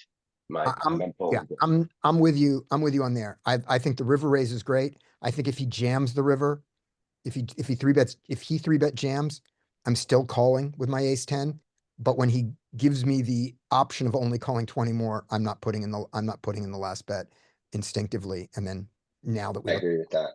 and then the Yeah. combinatorics that 100%. convince me otherwise. That's something just learned though recently is what I've been working on of like because I would have done exactly what Brendan did and clicked it back then to all in and then lost all my money and I've done that 3 times now probably and I've Yeah, learned now to he gave you, just yeah, he gave you a gift by not jamming the river.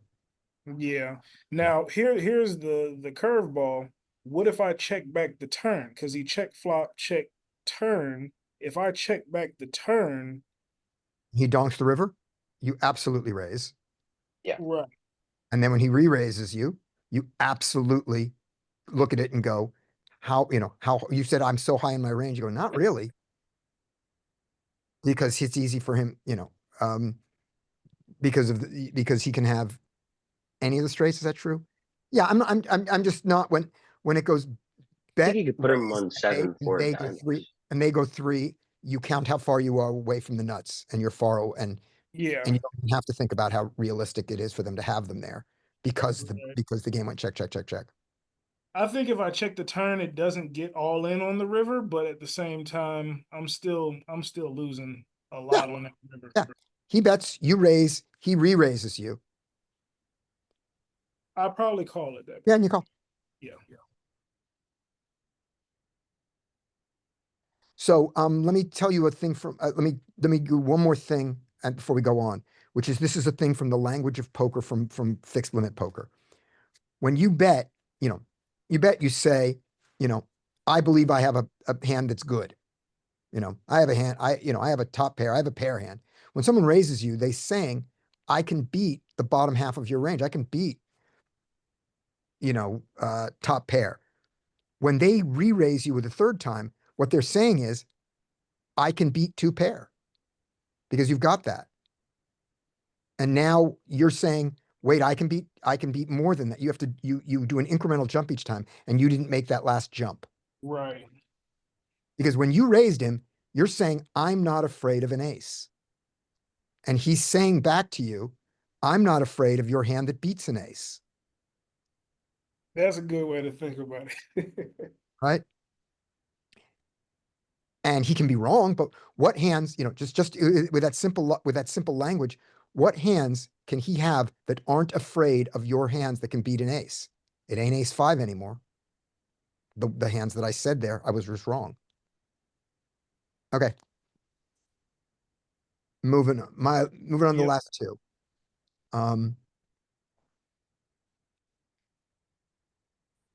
We have queens. We like queens. We get raised by by low jack -1, and this is the male model, who we don't remember his play, but we've played with him before. We're going to 3-bet him. What size do you want to 3-bet to? Notice how big his size is. He raises to 45. That's an open raise of 4.5x.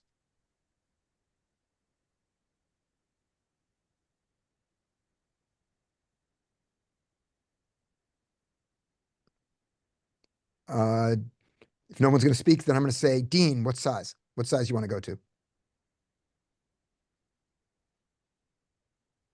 Quite a large RFI.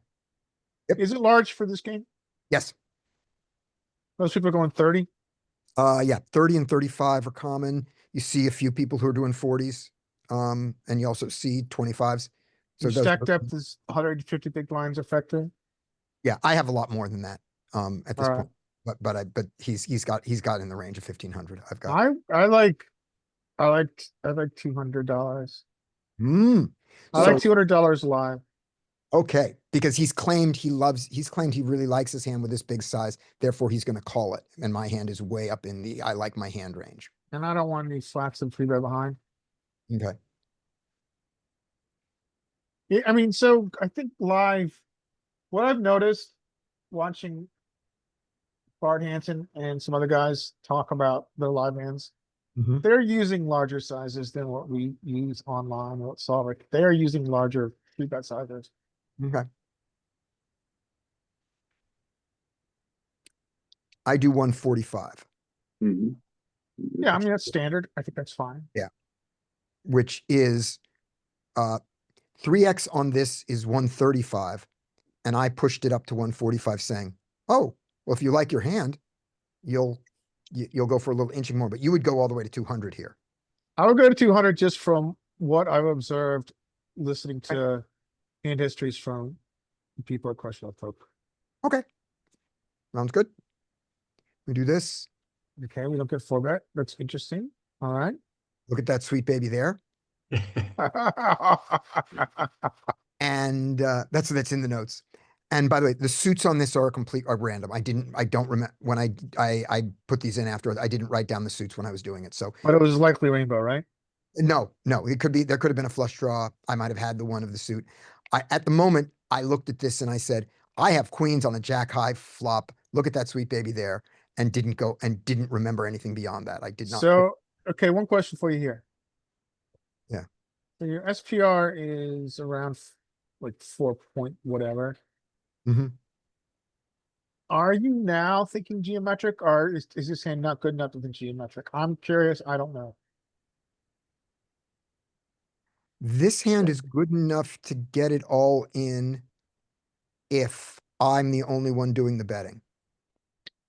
So then I think we think Depending about on the run out. geometric and use like a B50 to B60 there.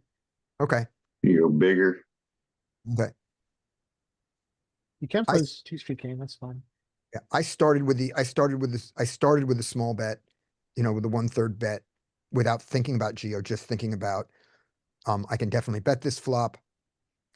Jack is in his range. I'm gonna have to, I'm not gonna love a check raise here. And I'm fine if I'm fine if he continues with king, queen and ace, king here. Okay. So I bet small, we get the call. Now Ooh, I'm not about ace thinking king? anymore.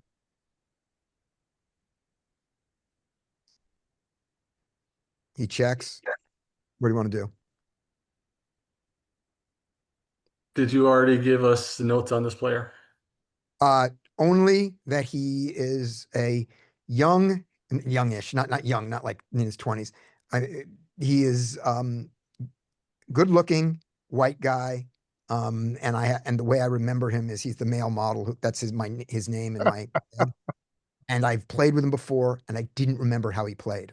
Okay, so you don't know if you haven't put him into like an aggressive bucket or a passive bucket, or No.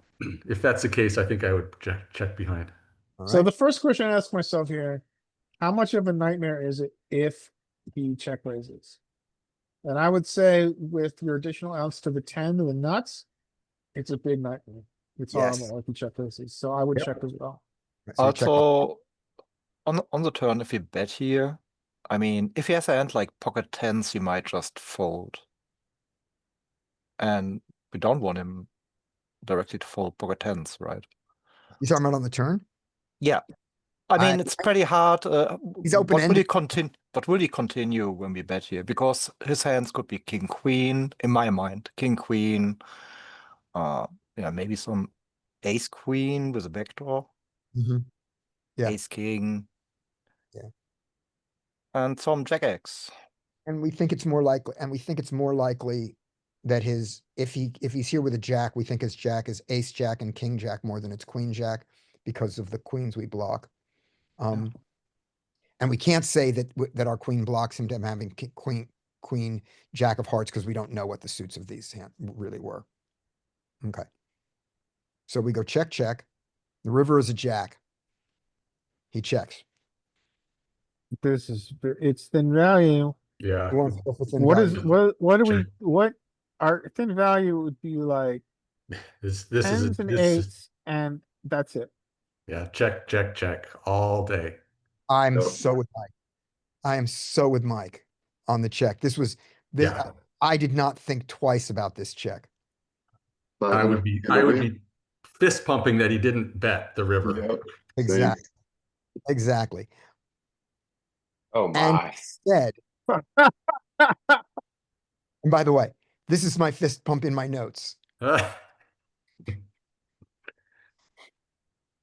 a very wide 3-bet call. If he was Yes. offsuit, Yep. So that, he that said, is super wide. he said, I was sure you'd bet the river. I said, because I didn't know it, because the hand had already gone in the muck by then. I said, at least tell me it was king jack suited. Because I didn't notice it was king jack of the same color and I just didn't sort of see it. And he says, no, what can I say? I'm a fish. Again, this goes to my, I'm losing focus here by making the joke. Why do I need to say, at least tell me it was king jack suited? Yeah, I see your point. I see your point. It's hard not to make that joke though. Yeah. That's really fucking fishy. So, all right. So so your equity pre-flop is 70-30, right? Yeah.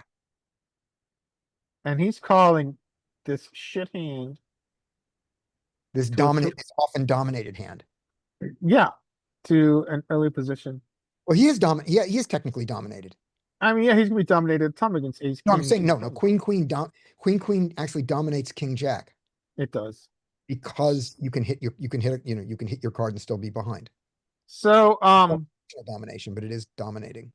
so in that case, I really think you should start increasing your 3-bet size. Not to generate folds from this shit, this kind of shit hand, but to extract additional value. Okay. That's worth thought. I mean, not I making mean, yet, but I'm what size in this situation? What size are other players using for their 3-bets? 3x is very common. Okay. The usual Alright. 3-bet size, the usual 3-bet size. So let's say somebody opens to 30. The usual 3-bet size is 90, 100, and 105. Okay. So, if it's the appropriate size for your game, maybe I'm off base. Yeah. But I would argue that if you're getting calls this wide, that you can go bigger. Get a And lot also of that going bigger is gonna reduce, I don't know how much flats behind 3-bets you have in your game. They're all over the place in my game. And that's why I also use a bigger size. Okay. I will consider it. I don't think I'm going to make that change yet, but I'm going to No worries. I'm going to look at what's going on with it. Our later observations that his 3-bet size was to 120. There was a raise to 40 and he 3-bet in position to 120. So he's doing 4Xs. We saw him open 45 and then we also saw him do an ISO out of position to 45. So we are definitely putting him on unstudied, which is not the same as clueless. Yeah. So it's like his open size is 45, in position, out of position. We don't, it always is, but we've now seen it in a weird way. So our judgment of him is this, and then also add on that he called the king jack offsuit. So our judgment is we would like, next time we see him at the table, we should get a nice hard on. Is his level of play average, less than average, or above average for your pool?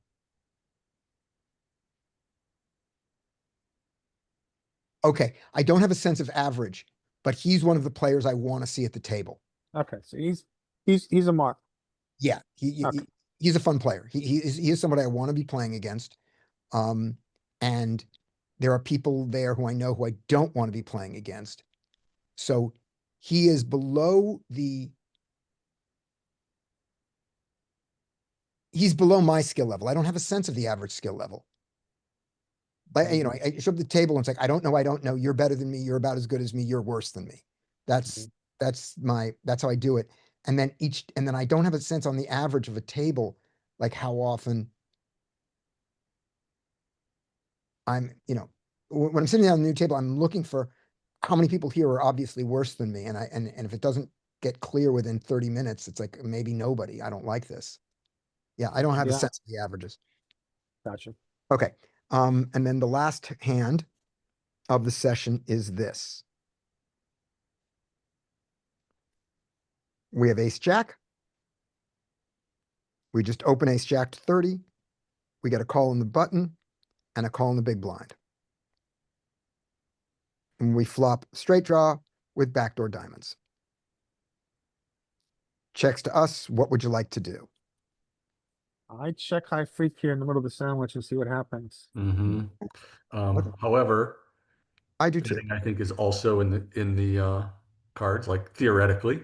But Yeah. yeah, I tend to check pretty heavily. Multi-way in the sandwich, even with good hands, like kind of a range check, really. Yeah, I mean, Our the one lesson we know about checking from this group is that we get to have a high check frequency when we should, like this spot, if we have a robust check raise. Yeah. Mhm. So there's the 30. There's the fold. Okay. Robust check raising range.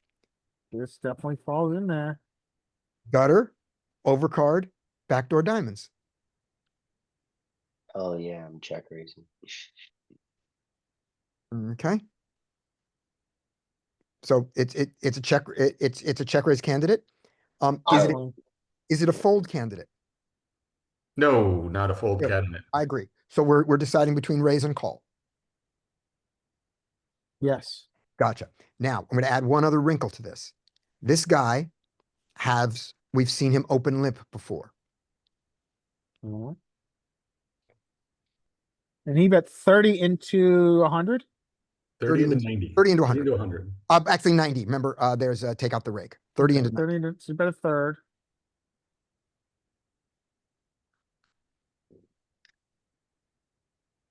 And the pot Um, is a little bigger than usual because of the extra $30 in there. So that's gonna change our SPRs as our check raises go with what we've got left.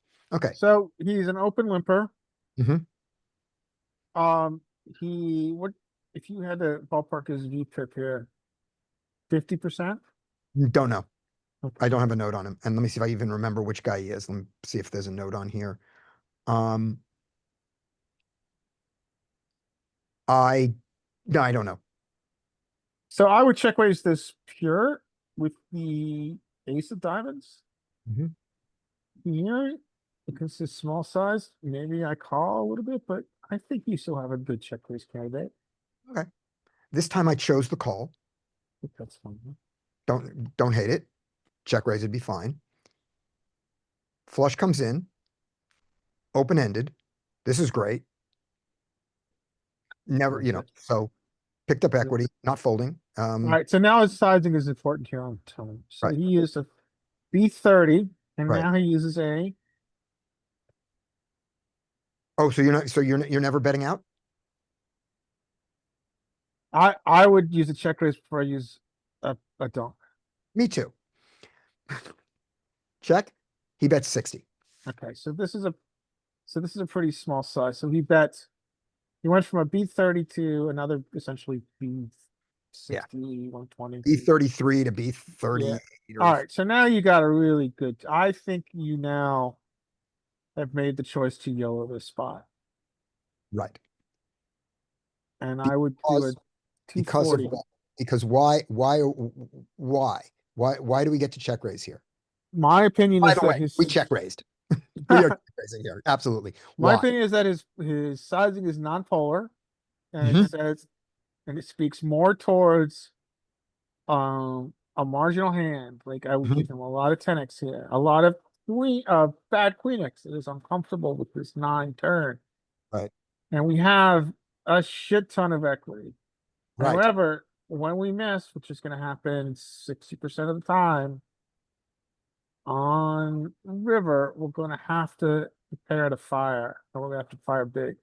Exactly. So I agree with every word you said, and this is what happened. He puts in the 60. I count out 60 in my stack. Then, just my hand does it. It just brings out the 60 because I'm never folding. Right. Then I think, wait a minute. 60 is never a flush. Yep. So I pull down three more white chips to go to 360 to do my raise.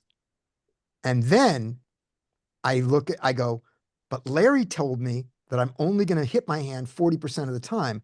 So I need to have enough behind for the big boy bet on the river to get him to fold a queen or a 10 because he never has a flush here.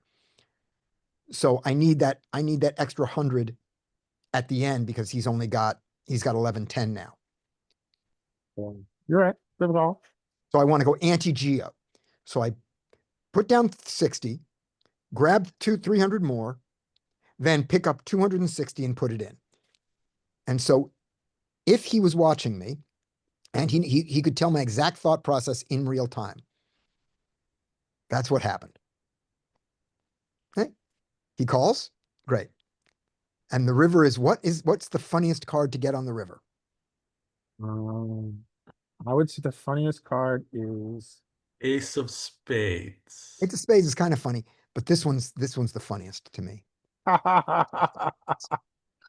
this is the funniest. Now we check. All right. Oh, no.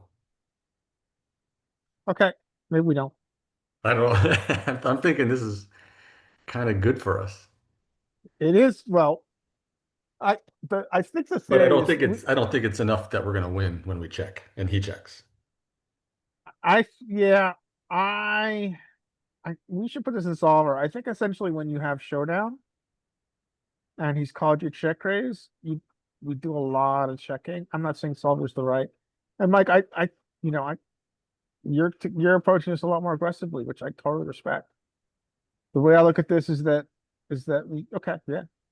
I think we've got showdown that wins sometimes, and that's enough for it.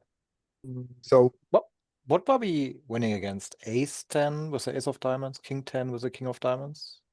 king We 10, win king is a straight. King is a straight. Oh yeah, so Yeah, ace 10.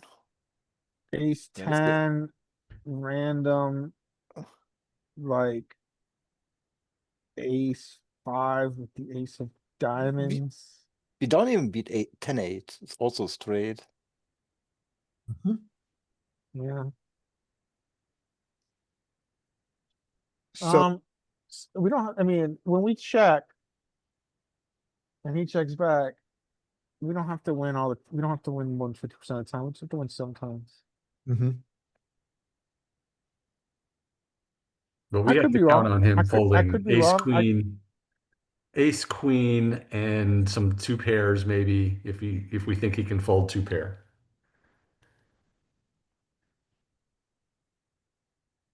Yeah, this is a really interesting card. I, I think, we have enough showdown to hope for a check, but I could be incorrect. I could be wrong. So this is exactly my thought process at the time, Larry. I check raise to 260 to leave enough behind for the bomb. I'm planning on bombing many rivers. Mhm. Right. That's when he calls. Jack, I have showdown. So my first thought is, of course I check back now. Now I have showdown. And then I raised based on a very hungry horse idea that this size is never a flush. That's what I said. This size is never a flush. Yeah, I gotcha. And you don't ride half a horse.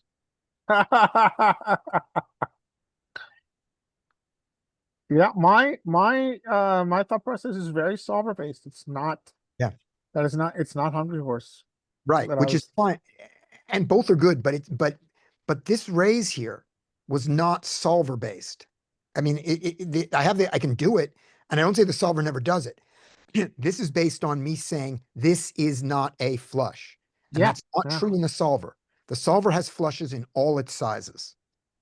Yeah. I I see make your this point. play based on this is not a flush, and this call makes total sense. This call is not a flush. You still don't have a flush. You didn't have a flush before, you don't have a flush now. If I had a flush before, I still have a flush. I don't care about a straight when I have a flush.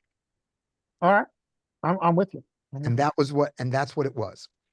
So I jammed. He doesn't tank, but he doesn't insta-fold. He thinks a bit, and then he says, all my draws missed, and folds. Huh. And I go, huh? Yeah, how did he miss draws here? I know. Ace of diamonds, eight, Naked ace of diamonds. Yeah. Yeah, I don't know. diamond seven. He could easily be lying. But he says the words, all my draws missed, and I don't make it, and I don't go to him and say, what draws? And that's my last hand of the night. He was just he's lying anyway. Yeah, he just might just be lying. No, And- no. I mean, have you ever told the truth when someone asks you your hand live? Yes. Yes, I many, have many. never. I lied every single time, and I take pride in that. It's the only. It's one of the few worlds circles in the universe where we can lie with impunity when playing poker. Yes. So I have Yeah, lied many times and I've told the truth. yeah, your play might be better. I think there's a good chance that but I have to unlearn solver here. Okay. But I do think your other thing is right. I think the fact that you lie all the time there is really, really good for you. I think you should always lie in that situation. Yeah. Because you don't like lying. It As a doesn't person. come naturally to me. Yeah. So I Um, think that's a really good bit of practice. There's a story, I don't know it's true because many of his stories are not true. That when Penn and Teller, if Penn and Teller, the Magic duo, when they first started, he was the juggler and Teller was the magician. They were not both magicians in the way that they present themselves now. mhm. Teller's told him as he was learning to do more magic, he said, for the next year, I want you to lie constantly about everything that doesn't matter, just in every I want you to lie to the grocery clerk. I just want you to lie in every situation. I want you to get used to be comfortable lying. So I like the fact that you're lying. I like the fact that you're lying. That's a great on the things story. that matter. That's really good. All right. So that was that session. And which of these was worth Go putting? back to this hand. Can we talk about What? this hand a little bit more because my thought Yes. process is very different than your Yeah, we can also put this one in solver and the following through. This jack doesn't matter. and the right? queen jack one. There's no reason to put the queen in solver, but this one's worth putting in solver. Okay. Talk more.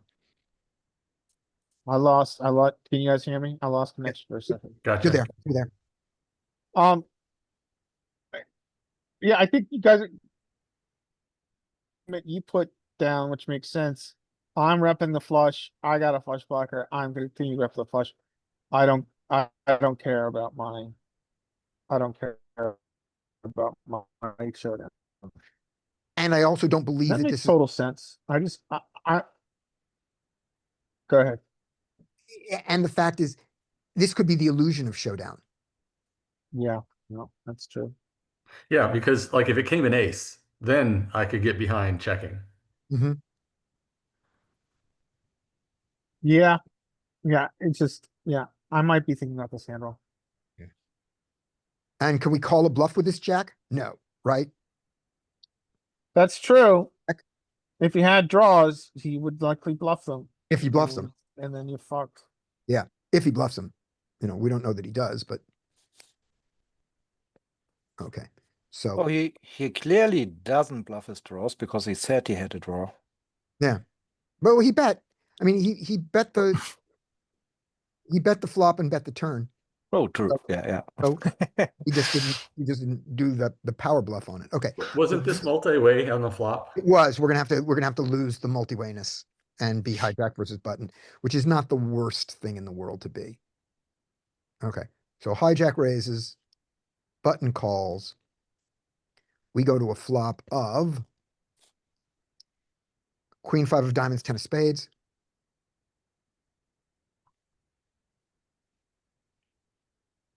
Spades. We do a lot of checking out of position. Our particular hand loves to check. Our particular combo, Oh, shit. you guys are in the way of. Oh, that's suited. We're offsuit. Our particular combo, everybody loves to check. We're checking. Okay, so we check. Happy check. He comes in for a small bet. We never fold any ace jacks. And Let's see how great a candidate our particular ace jack is. Jack of diamonds seems to be good. Right, we are ace of hearts, jack of diamonds, I think. Is that us? And do we even know that that's us? Let's see.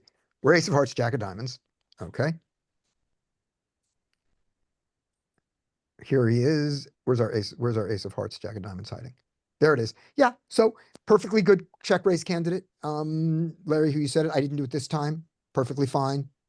Happy about all of our analysis there. We call. Turn is the 9 of diamonds? Yes.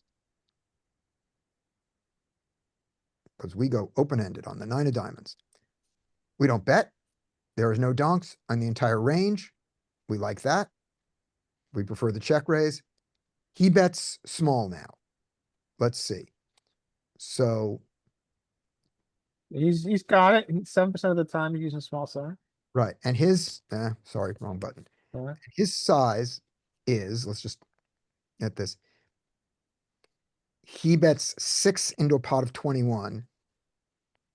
Let's see that let's see how bad our pot things are. So he's betting under a third. So I just want to make sure I've got that represented correct.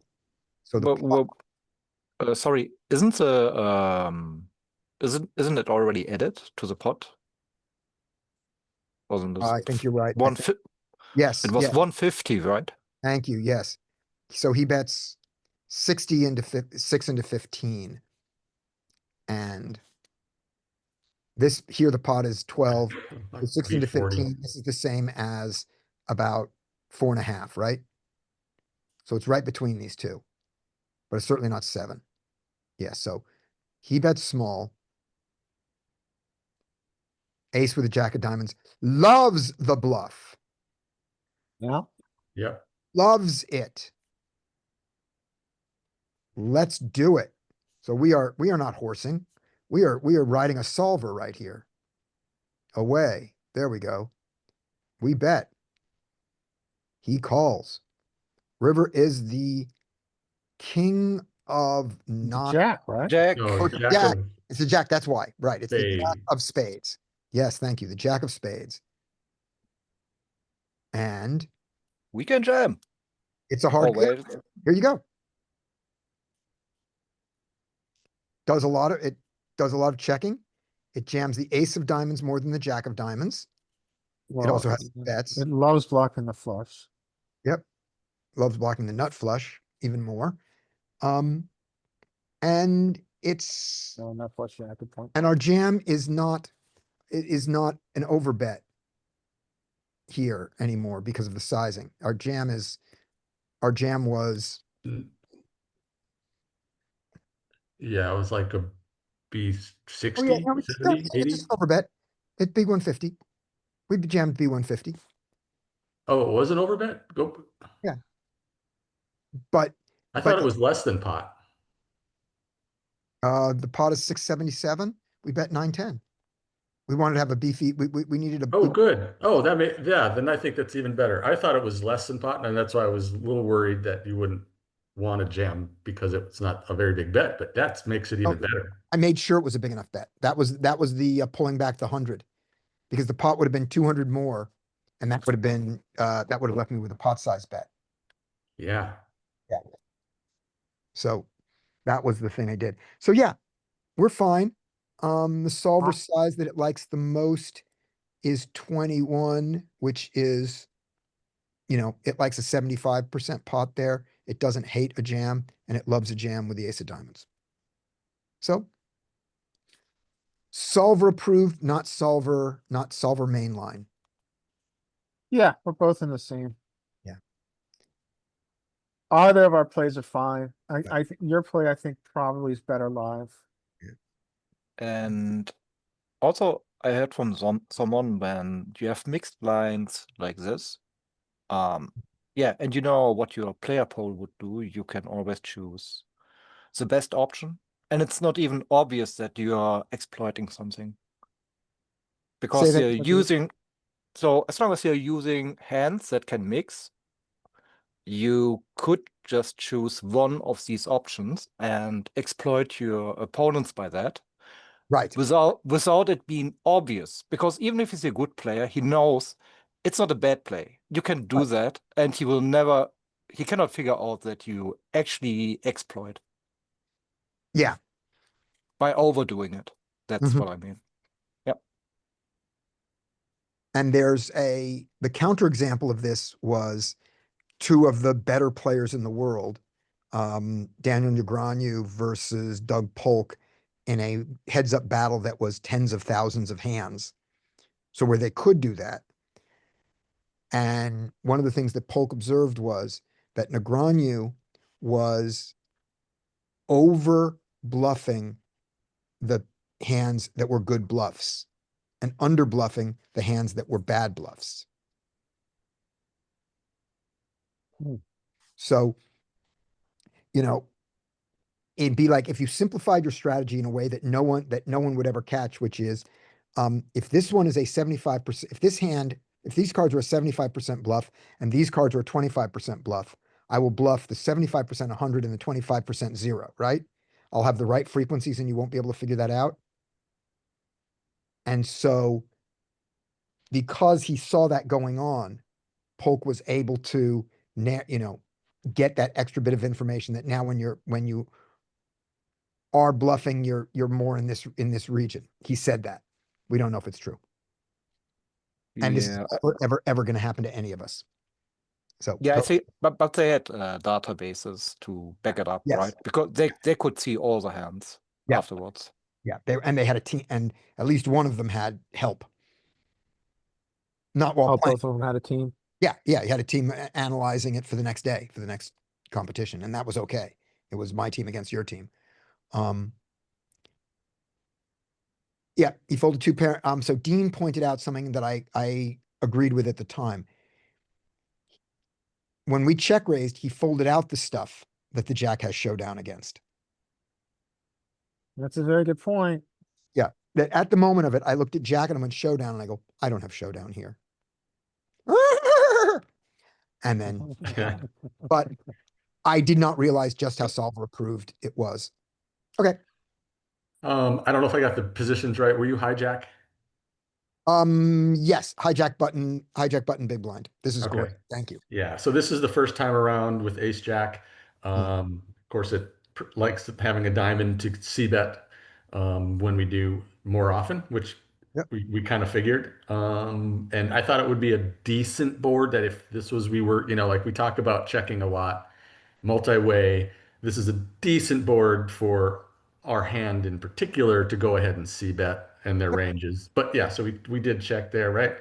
Yep. And so that was the first time around to c bet, and then it went check, and then he bet Mhm. on the button. Make sure I'm right. Yep. Yeah, He we're bet on the on the button. button, and then He went B33. Yep. So it's the small bet. Yep. And we got the fold from the big blind. And then here we are back with ace jack. And the diamonds do love that check raise. Yeah. They like it even more in the multi-way solver. They like it more than in the heads up solver. Mhm. Even with, all the diamonds do it. Yeah.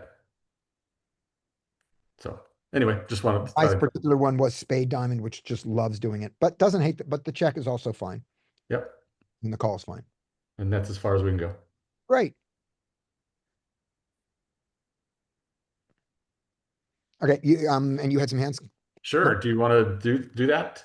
Yeah. You want me to go ahead and do it? So what I'll do is, this is kind of what I do after each session, right? I get the hands downloaded and I go to the session. I go by session and I just pull up the table. This was not a very long session, probably not very many hands, maybe not. And I sort, and I just sort by chips won or lost. I always start with lost because I like to end on a good note because I'll end with pots that I win. And the Just secret site has fixed itself, right? You're able to download. yeah, it has been fixed. Yeah, I found Yep. that. Okay, great. And then I will just replay all hands in the report, and I've done that already here. So then I'll just go through. Normally I would have all cards exposed when I do this by myself, but since I'm with you guys, we can kind of analyze them as we go. So we get here. And again, these are kind of just hands that I VPIP that I had a pot, had some kind of pot won or lost that's significant, and I just go through it. So we get a little min. The min re-raise could potentially be a misclick, right? Because this raise is the minimum. So it's possible this villain could have just clicked raise when he wanted to min raise the button. True. But I don't know that. We got to call here and then ace jack off. I guess I can't fold, right? And I was considering three betting. Yeah, I mean, this is a very weird spot. I And think that- you three bet more with the suited combo. with the offsuit combo, right? Sorry, no, I think the suited combo. I think this. I could be wrong. But I like it more with the suited combo. So I wound up just calling. Check. I'm gonna check here. I'm not gonna donk. We get a healthy B66, B75, and a call. I would strongly And consider folding. yeah, I think that's what I do. Yeah. So then I'll just move on to the next hand. If I'll have this stuff here. Ah, Yeah, I kind of feel like after I see this, and I haven't seen these are all brand new to me, that this was a misclick. Right. That's my guess, but I don't know. Maybe not. He meant to do a normal size three bet and he just, or he meant to just do a normal size open raise and didn't notice you. Yeah, that's what I'm thinking. Yeah. So there we see top pair, top kicker, okay, and then we also see what kind of crap. Yeah. So I'll just move on to the next hand. If it's something that I thought was, uh, reviewable, I'd run it in solver just to, kind of check things out. Here we go. This is the next hand. We get a big, healthy, small blind open raise to 6x. it's weird. It's a F small you, blind or John. button. Is it small blind? Oh, button. no, you're right. I think you're right. I think this is button. Dead small. Yeah, and yep, you're right. I So now wasn't sure you're what playing out of position. I don't think we can fold still. I wasn't sure what to do here. I wouldn't be Now, either. at 6x, do we even have a calling range? I mean, this hand it fits so well into a calling range. Do we have a calling range for six big blind opens? Um, I don't think so. I think it will only be like we'll only be able to look at 5 or 7. Yeah, let's look at 5 and 7 here and see just how bad it is. I, I'm pretty sure there's no calling. I'll bet it, and I bet Queen Jack suited wants to three bet. All right. Yeah, so that's versus 5, Yep. and this is versus 7. Yeah, it's still Yep. wants to. Now that's assuming they're making this. He plays like that. Yeah,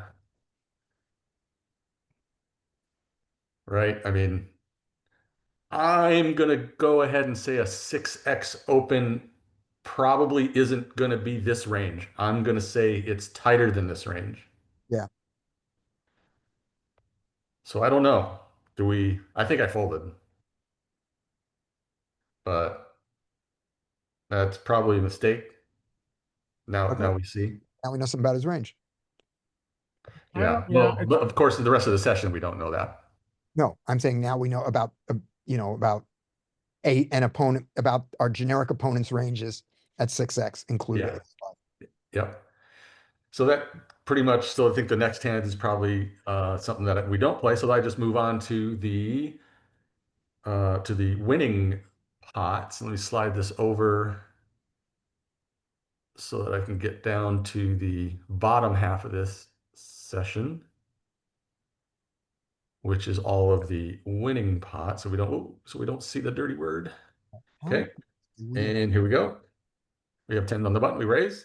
We get three bet, small three bet. No hands on anybody. Versus a small three bet. Pocket tens. I will four bet this occasionally, but this seems like a player who we are going to consider probably not great. And so I probably am going to assume his 3-bet range is going to be tighter than normal. And so I doubt I 4-bet. Anybody else? I like the call here. Yeah, I like the call. I mean, he's gonna probably stack off a lot here. And we get this flop, and he checks. So the first question to ask, is a check raise a disaster? Probably, Yes. probably. Um, Also, the other thing is there's a jack on board. I mean, he didn't bet, but pocket tens, my first instinct is just check when I have a direct underpair to the top card. Yeah, I think that's Also- good rule. I think, because I kind of remember this now. It was not, it was less than 20 or 24 hours ago, the last session I played, but I do remember this. And I think what I did here was I kind of figured this guy is going to check a lot of his hands, such as ace, king, ace, queen, king, queen, things that he might 3-bet, and not check aces, kings, queens, jacks, or top pair. And I'm thinking I block top pair pretty decently on some kind of hands that if he wants to 3-bet a 10 jack or something like that. I feel like I'm blocking that a little bit. So I think I kind of was going to bet for denial, and I think that's what I did. And we got That's an one immediate. thing. When you say you block, I mean 10 of diamonds, 10 of hearts would be way better. Yeah, you're right. Yep. Yeah, you block one of the combos. One combo of 10 jack. Yeah. Two combos actually, right? Just Well, the 10, other one, just hearts. So you, he can have diamonds and he can have clubs. yes, but if you had, right, but that's what we're saying is your spade doesn't block it because the board already blocks it. If you had, if you had diamond heart, there would only be one possible combo. Yeah. Now, Yeah, and I don't think I really put too much into blocking 10 jack because I don't really think that's something that he's going to 3-bet very often anyway. yeah, I agree. But I got the immediate fold, so it's no big deal. He did have, so he had a hand that kind of surprised me actually. Yeah, it's kind of a weird polar. I mean, if he's gonna choose, I mean, that's a great 3-bet bluff hand, but his size is stupid. Yeah. Do we hate the analysis of the villain considering his stack size? Because we don't have any other info on him. No, I think that that's pretty consistent. I think that, um, generally a broken stack, he's going to be a less skilled player, which I think in turn makes his 3-bet range usually more limited. Yeah, and I'm with you guys. I would check this back probably almost all the time if it was versus like an unknown with a full stack or somebody that I considered decent. I would absolutely check this back. Mhm. So that was more of an exploitative sort of bet there. So go back one step before we leave this hand. Larry, you said the thing to think about is going, how much do I hate a check raise? So answer that question on this board for yourself. How much do you hate the check raise? I hate it. I hate check raise. Mhm, So me I've too. got I would hate a check backdoor raise. equity both ways. And I've got showdown. Now, the value for betting is that you're now denying equity to overcards, and he's got a lot of them. Got a lot of king, queen, got a lot of ace, queen, ace, king that plays this way. So there is value for betting, for equity component. And the So argument is that does that people don't argue check for raise a enough. bigger bet? I think generally the argument for a bigger bet here is that it reduces check raise frequency is valid. I don't know if the hand wants to do that. If you go really big, it gets really awkward if you check shoves because of the odds are being offered. Yeah, yeah, good point. Are go you, on. are you calling a reasonably sized check raise there? No, I think I probably would have just probably folded. You just fold, yeah. Yeah, probably if he check raises, I uh, I guess it would depend on the size. Maybe if he like min clicks it, I'd probably call. Mhm.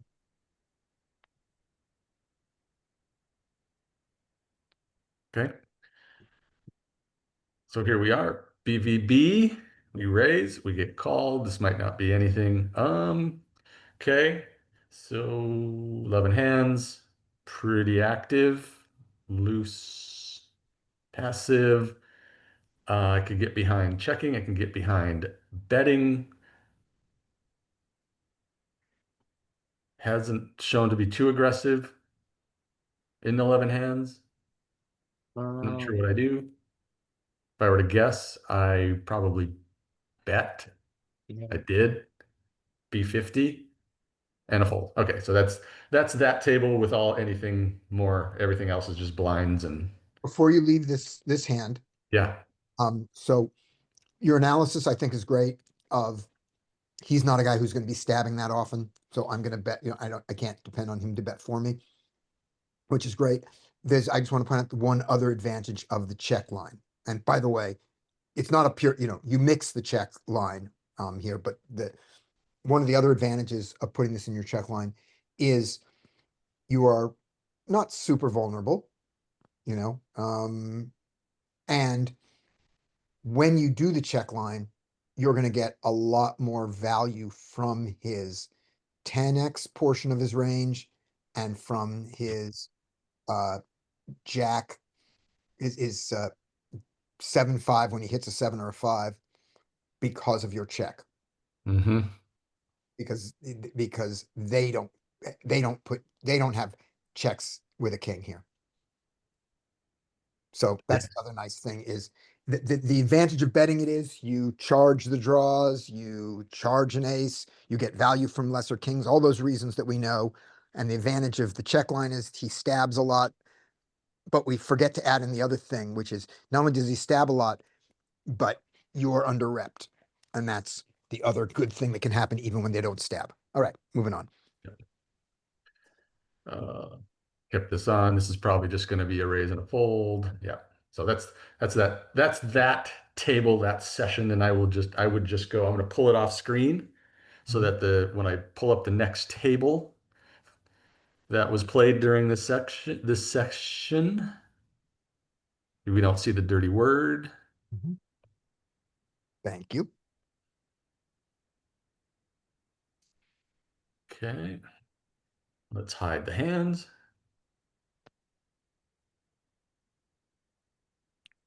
Dean wanted to see something in solver. What did you want to see in solver, Dean? The king queen hand? Oh, it was the hand before that with the 10-10 on the jack high flop. Oh yeah. Oh, yeah. That's Yeah, cool. good I point. just wondered if we have a 10 of spades, if it's all right to bet in solver. So let's make this a smaller. I can't. So it's going to be it's probably goofy ranges, right? So if it were a normal, let's try this. Let's try this one. Let's go here. He was the small blind, right? Who 3-bet you with ace 3 suited? Oh, yes, he was a small blind. You're right. So we got that. We Okay, just don't have can't it go any small. smaller on that. Let's try 6 max, pre-flop, well, post-flop included. Yeah. I don't think the smaller goes. I don't think the smaller goes post flop, but let's see. I think on Yeah, we if got it. you Oh, go good. higher stakes, it can go Great. Okay, We got it. yeah, so here's 10. He's got ace 3 suited. Good. And our pocket tens, yeah, can do all of that, even jamming versus like again, that's versus certain opponents. I would never jam tens versus a fish who's 3-betting from the blinds. Right. Right? You think that's probably bad, right? I don't. Worse? Yeah. I don't. Yeah, definitely. Unless he's even shorter than that. There's a height at which, if he's 3-bets you and he's got 25 or 30, yeah, I would just jam it. Let me see. Yeah. Sometimes no. Sometimes call it and wait for an ace not to roll off and then jam. Going on. Yep, I just gotta remember what the hand was. It was Jack 7, 6 of diamonds, And you had the 10, small 10, blind. They 10. check. And let's see what our tens do. And certainly with a spade, it will bet more, which it does. Mhm. That's just what I was wondering. And then let's see a check raise.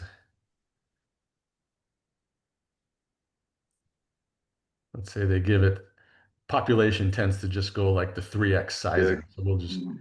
give them, what do you think? Either one. Yeah, 3x is 19. Pocket tens is pure call versus these guys. Mhm.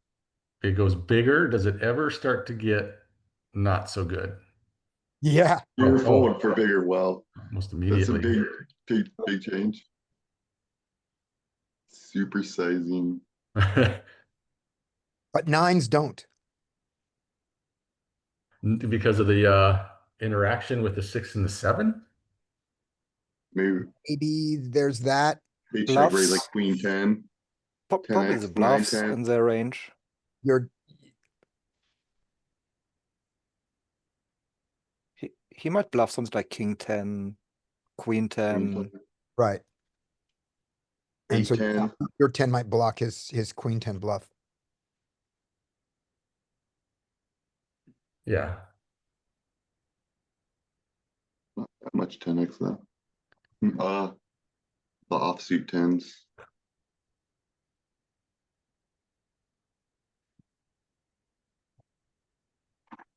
Okay, so here is the next session. We get a limp from early position here, and we are in the small blind with, Let's complete. yeah, Yes. this is definitely a Yes. complete. And we get to see a flop, Let's see a and flop. we get this.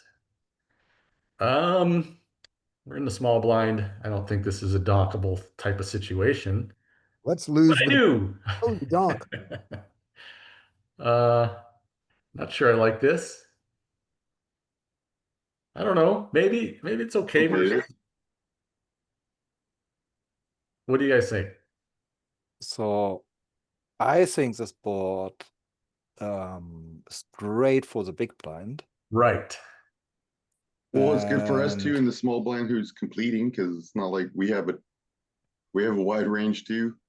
hmm, And it's a limper, so their range is not like condensed type either. true. But they're VPIP 19. So yeah, I'm not super crazy about this particular donk of mine. Although I don't think it's too bad either, right? Just denying some equity from 2 players. I like think that you made it 1.5 and not 1. I think I think 1 gives you virtually no information. And 1.5 gives you some. Okay. And now you get to lose the hand if he wants you to. That's good. Yeah, Oh, straight draw. eh, I like the check. Oh,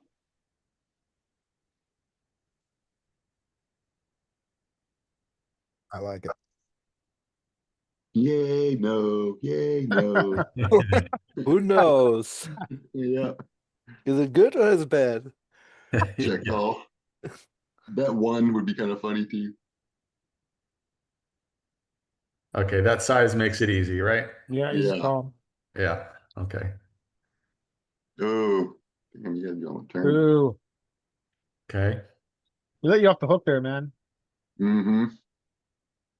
Yeah, really. Yep. Yeah. Easy call for that price. So the Especially donk blocking was, like 8, so you're blocking like 7, 8, you know? Dean brought up something about the one big blind bet, which I never use, but I see people use it. And one of the things I've seen it do is they bet 1, and everybody has to call. But what they've done is they've found out nobody wants to raise their one big blind bet. And so when you're sitting there with a hand that's got, that has like an overcard or something, nothing great, and it comes along to you and you go, I can't fold this for one big blind, but the problem is once I call just one big blind, I'm basically playing face up. How it accomplishes that? I have recently said it, not heads up, but when they do that multi-way and other people all do the call of the one, go, well, nobody else likes it either. And it's more of a license for you to bluff with some equity. Mm-hmm, Yeah, agreed. definitely. Yeah. They are turning their hands face up. It's funny. Yeah, the other people have turned their hands face up and Yeah. you're stuck with having to turn your hands face up. And so you go, I have an idea. How about I don't turn my hand face up? So it's an option. All right, pocket sevens. So pocket sevens. This is kind of borderline, especially against, well, seven hands, but 71 VPIP so far. Yeah, who knows? Doesn't really tell us too much. It's starting to get a little goofy, but I think just calling here, right? Just Yeah, A no raise, need to free raise bet. is okay and a call is fine. I mean, in GTO, the sevens mix raises and calls, I believe. I bet it's calling almost like if it's raising, it's slivers, Okay. isn't it? But Do you maybe think? it's eights. So I know that's in that region, there's some. Let's see what the number is. If you're just calling, you better hold on tight too, though. Yeah. Blind versus blind. It's mostly, yeah, And probably the reason I thought about three betting was because of his, so far, he's just kind of getting after it a little, but still just not enough hands, I think, to start to he's really not put too getting much. after it. Mhm. He's playing a lot of Playing hands, not hands. getting after it. Yeah, exactly. Right. Zero Playing a lot of hands. raises. Yeah. Aggression factor 2. Okay. Then that's easy. I'm not No, calling. Yeah, to that no, size. That size. no way. Yep, you gotta, you gotta, Oh. if you're just gonna call pre-flop, you gotta be sticky. All right. Blind versus blind.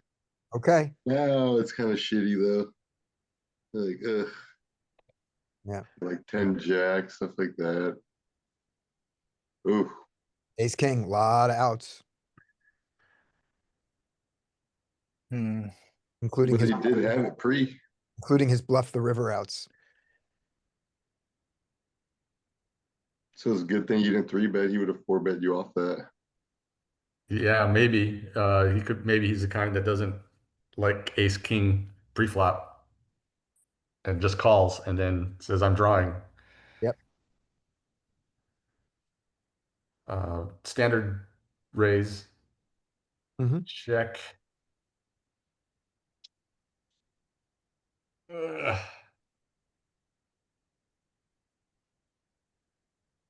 Best non-paired hand we got. Yep.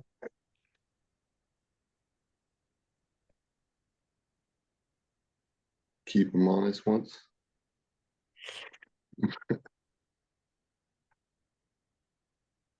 Yeah. I'm considering folding. Yeah, me too. I didn't know what I did here. I wound up calling, but I was like, I don't think I like a call too much. Yeah. Obligatory bluff.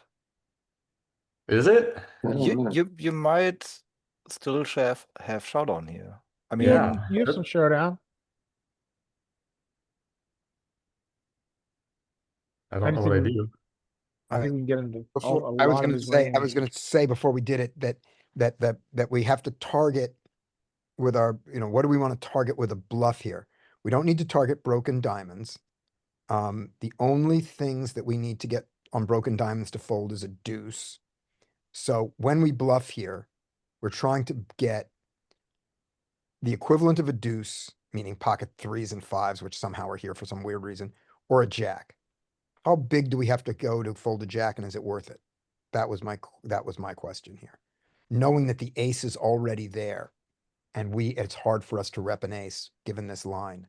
And it's hard for us to rep a flush given this line. And how many aces are we gonna bet with the flush out there and stuff? Right, that's what I mean. Exactly that. It's, Larry, Yeah, Larry, what size would you have made it? Just go thin. Um. 20 big blinds.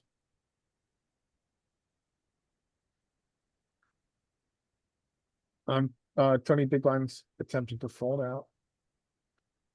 Any pair below, yeah, any pair. And you're claiming with this an ace or an ace and a very weird full house, right? Because Yeah, I think I'm claiming. you're I think I'm flushing, repping. you Uh, do that thing with an ace. I there? don't know if it matters so much what I'm repping, what he perceives me to have, as it does. I feel his ranges can.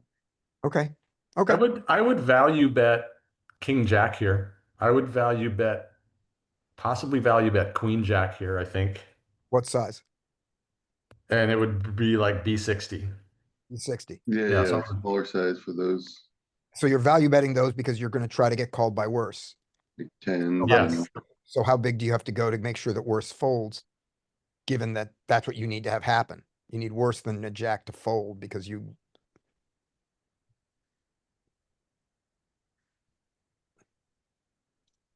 What would your value bet on the bigger sizes be like?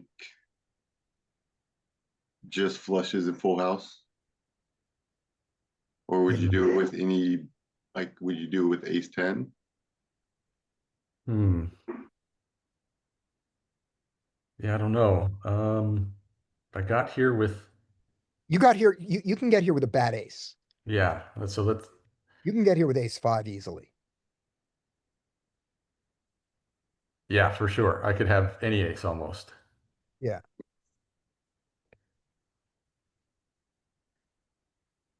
Yeah, I mean, he's Okay. got a capped range here. I want to Yeah, attack the cap range. I kind of feel I would keep it around B75. Okay. Yeah, I think that's I fine. could be wrong.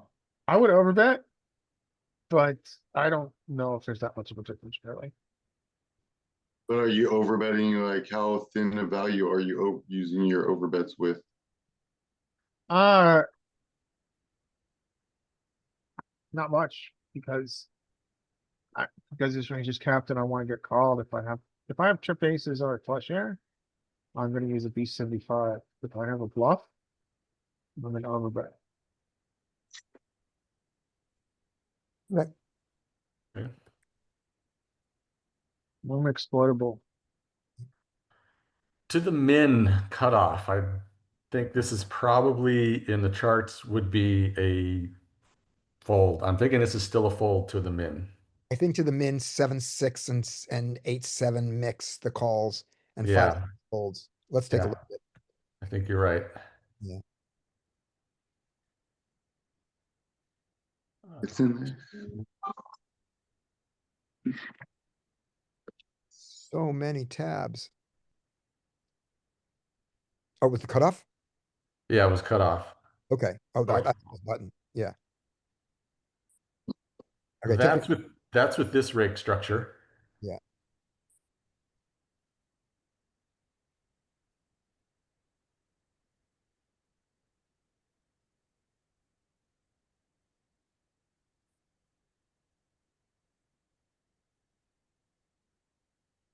Oops, sorry.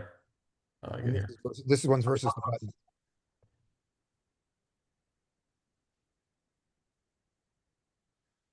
Yep, Okay, goes so all it's the way down. mixing. Goes all the way down with a lower rake. Okay. That's good to know. Um, anything about this makes us want to overcall Oh, or No, overfold? no, just fold. Okay, you call. Yeah, probably because I just didn't know, right? I wasn't sure how far down our, Yeah. And when it's that rake dependent, how wrong, how right is it? but in the first solution, the raise size was also bigger.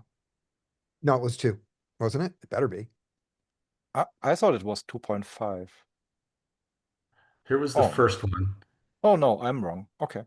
Yeah, but it's using a more like a live rake, Yeah, 10%. yeah, 10% rake. You don't,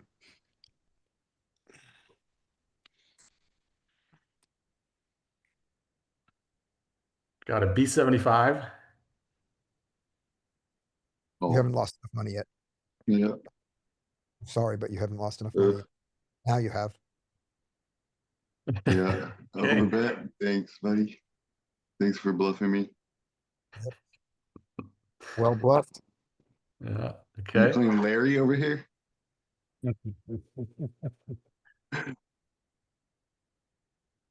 We get to be the raiser. We get to bluff. This should be a range bet. Yeah, range bet small, right, in theory? Yeah. Is this not a range bet big in theory? I don't think on paired boards. I mean, in theory is that, On the big paired boards. yeah, is that, well, we want to keep his range wide because we got big value here. We don't Let's- want him fold. Let's see this one. Let's see this one against, let's see this one from the cutoff and also see from an earlier position. Okay. When we get to the study. And look at like King 2-2 instead. Oh, the donk. The turn donk. Yeah. Knuffle it. I don't know this. So this doesn't go with. There is a turn Called Nuddle. called Nuddle, neutralizing turn leads, which is different, and I don't know it. I got it. Do you want to look it up just for fun? Just to see what we should do. Yeah. I'll go, let's look up Nuddle. All right. Well, so now that we're here, while he looks that up, what are we doing? Without knowing the Nuddle strategy. Let me see. So Personally, I like want to float just because I like to fuck with people, but Yeah. I Just can out of see spite. now, yeah, just like, okay, then you're gonna check me, I'm gonna just fucking bomb away. Turn And I struck. can still have tons of kings, so fuck you. I I think I like calling here and seeing what he does on river and making a decision on river. I fold. Folding's fine. Yeah, of course, folding standard. So yeah, See, I think we know, and I think we've seen that these kind of I'm repping flush donks are going to be sometimes the nuts, but Oh my, more often than not, they're not. oh my gosh, you're gonna hate what they say to do with Nuddle. Oh, this is What gonna are be they? so painful. I would imagine it's kind of complicated, right? Uh, not with your air and your draws, it's not complicated. Oh, okay. So it doesn't matter the bet size or anything. Uh, let's see this. Nuddle, neutralize turn leads. When you have air and a draw, you raise the turn to the villain's bet plus the size of the pot. Buddy. Ugh, ugh. No matter what size. It does not have a size thing here that says it. Do Okay. not love this at all. I do. I do like it. Follow up air. All raises are to villain's bet plus size of pot. All of your air plus draws raise the turn bet. All of it. So if the pot's 100 and you will raise to 150. All pairs called in. Okay. Okay. That's good. That would have been great. It'd Yeah. been funny if you overbet and you do that. So It'd so be the funny. idea would to raise here to 18. 12. No, 18. No. You raise The pot size plus his bet, right? Which Pot- is 17 something, 17 and a half. oh, no, is 18 plus the pot 4. size after his bet comes in, or is it the Yeah. pot size I before he would bet? guess. I think it's just Raise this. 12. You raise to 16 and a half. Yeah, I think it's just this. It's not what the pot has become. Let's see it. If the pot is 100 and the villain bets 50, you will raise to 150. Yeah, so it's just this. Oh, Yeah. okay. Yeah, you Oh, would yeah. raise you raise to 12. So basically you raise him the size of the pot. That's your raise is the size of the pre-existing pot. Yep. Hmm. So it's similar to the flop strategy for Nuffle Yes. on this node. Yeah. And that is assuming we see bet and then he donks. Mm-hmm. Yeah. Okay. All right. Would have been great on this hand. Jack seven cutoff. Oh, three bet and fold. Okay, so that's the rest of these will all be just kind of nothing to worry about. We get another three bet king jack off. Oh, king jack off to a smallish three bet. The hand just gets dominated a lot. His sizing is screwy, but I think because of how this hand performs post, I think we overfold it. Yeah. So the sizing is not that screwy because a 10 would be a reasonable size. It's not the GTO wizard size, but poker coaching would have him go to 10 here. So Yeah, and I personally would just call more suited hands. If Oh, I yeah. think something like, let's say Jack 9 would be normally a call, then I would also call Jack 8. I don't know the exact cash game ranges.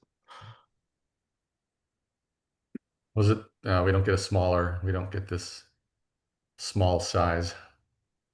Yeah, but even like if you now look at against the big size, It's That check would- against the big size.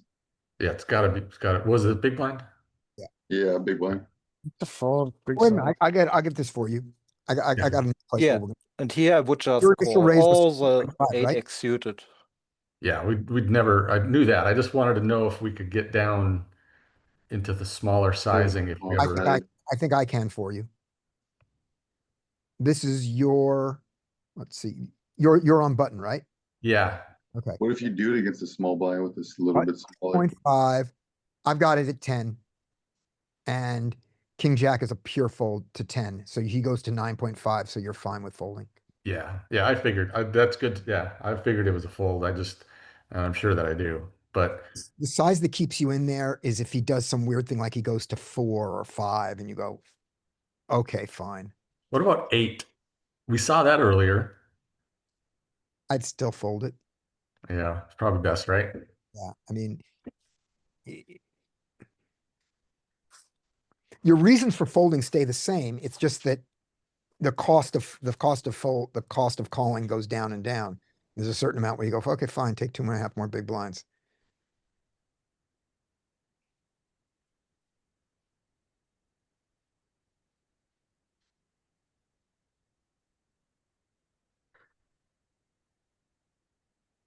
Okay, this is the same table, but now these are sorted by these are winning. So Let me say one thing here. some spoiler. Yep. So when it is in the situation where the blind does something really weird, like raises you to, just basically 2x's you, and you're dominated, your immediate odds here, I mean, they're bad, you have reverse implied odds coming forward, but your immediate odds are, you've got about 25-30% odds against his hand, and he's offering you 25% odds to call. You're in position, Mm-hmm. Yeah. Basically saying that your hand will not realize 25% equity in position against his range. And it's kind of easy to realize 25% equity in Yep. position.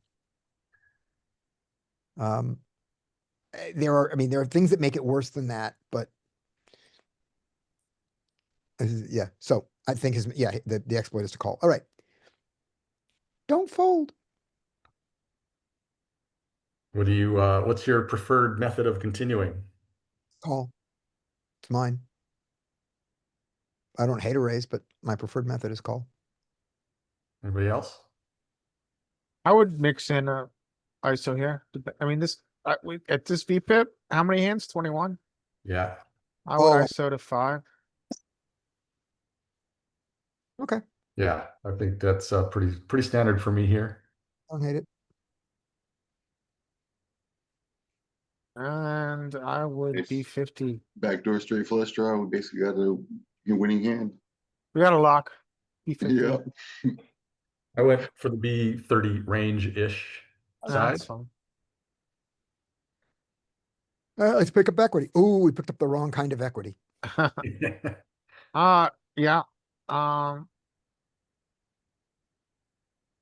This is a tough one. This is always difficult. So his calling range involves a lot of 7x a lot. He does have kings, does have queens. Equity.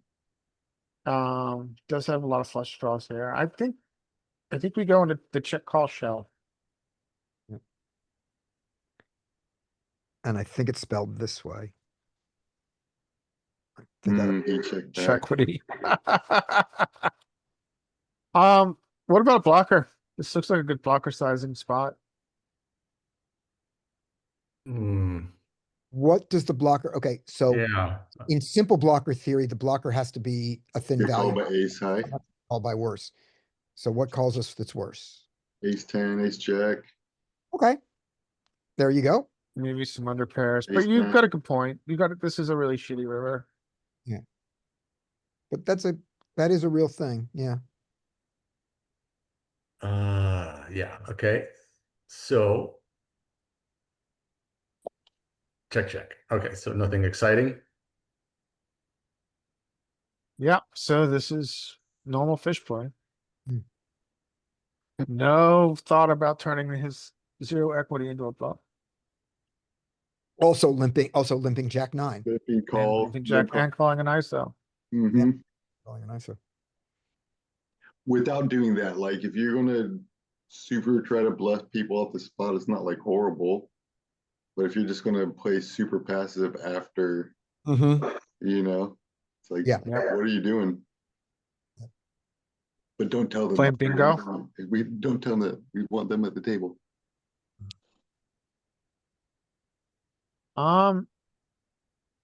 I think a 3-bet R. I think you mix here, don't you? I think so.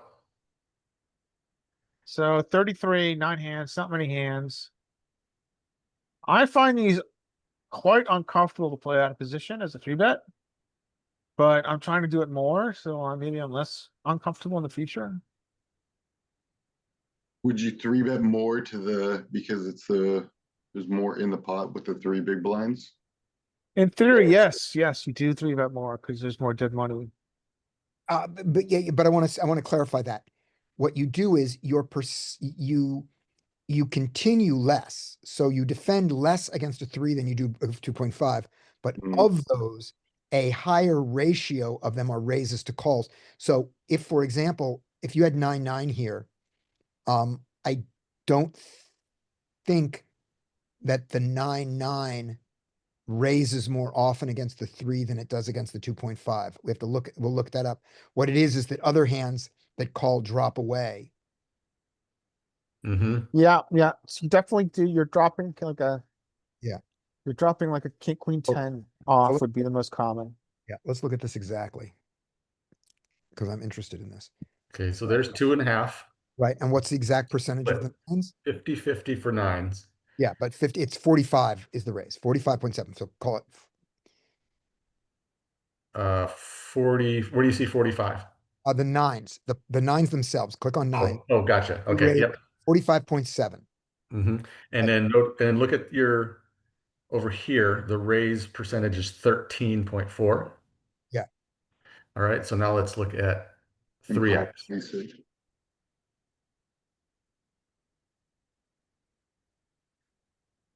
Nines go way up. You go way up. Okay, so I was wrong. And our raise frequency goes up a little bit. The calls went from 26 to 15. Yeah. And the folds increased, but the raises went pure. They went up more, right? So you There's become like denser raises and more just polar. Mm-hmm. That's it, Larry. Yeah. Get the ace 2 suited. I kind of feel like versus this kind of opponent, again, we're only 9 hands, but he's getting after it. Yeah. That would be fair to say to this opponent, right? This Yeah. opponent's getting after it. If you could look at his ratio of calls to raises, they're reasonable. 33 and 25. Then I feel like I should be 3-betting here. Turn that 50-50 split into pure 3-bet. Okay. Good job, Mike. Great job, Mike. Okay, so Oh, so this is interesting. I think Now, in theory, the higher he check raises, higher he bets, the less we check raise. But this hand Right. is special. I think you check Yes. raise pure here. Mhm. Yes, I like a check raise here. It's because there's so much stuff that he has to still defend with, you know? Yep. Yeah, I Also like your check jacks, raise. I like too. your size. Mhm.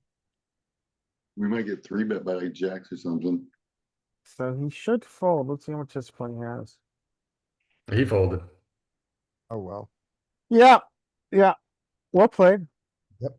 He did unblock the 10, but he was at too weak a part of his range. By the way, his size is dumb for his hand. It Yeah. is dumb for his hand. I don't think that texture supports that sizing too. Well, he bet polar, and if top pair is in your polar, if you know, what is top pair doing in the bluff part of your polar lobe? Yeah. Yeah, true. True. 10-8 off is probably in range.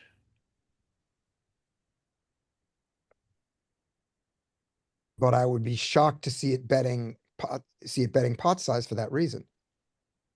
Oh, you're going to give him a 2.5 instead of a 3? Yeah, I can't go post flop with 3. Okay, let's do it. Let's go toast flop with 2.5.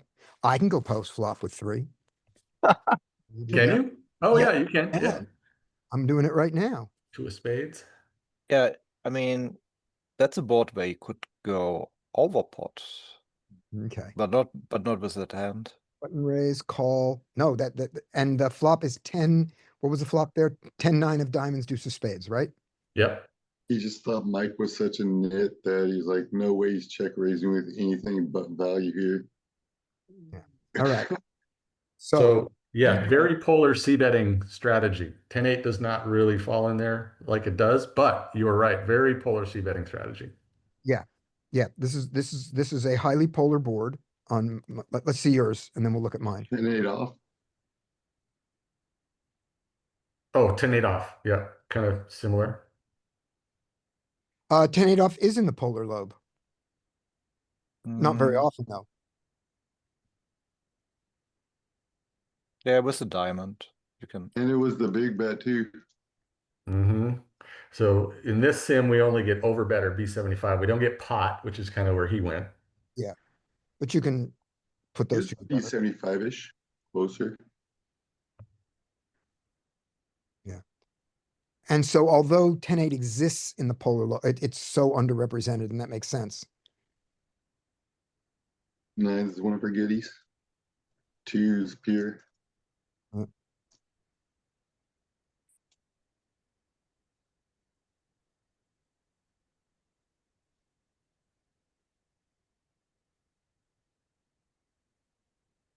And when you do it, he Raise back, that'd have been funny. needs a diamond to continue.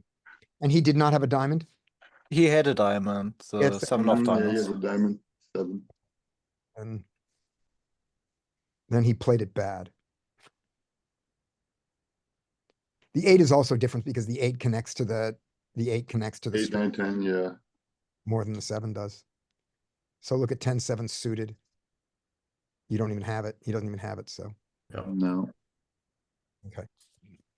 All right, I'm gonna steal the screen for just a second and show you the difference here is this is to a 3 big blind open and this is without a rake.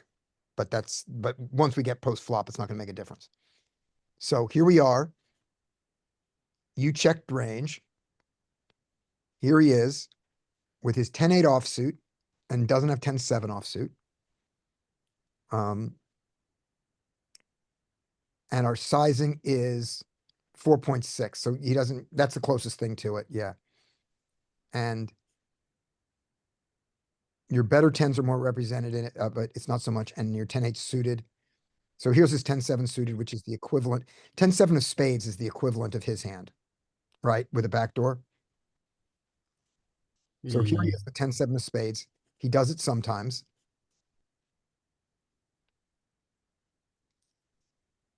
You come in with your 9s.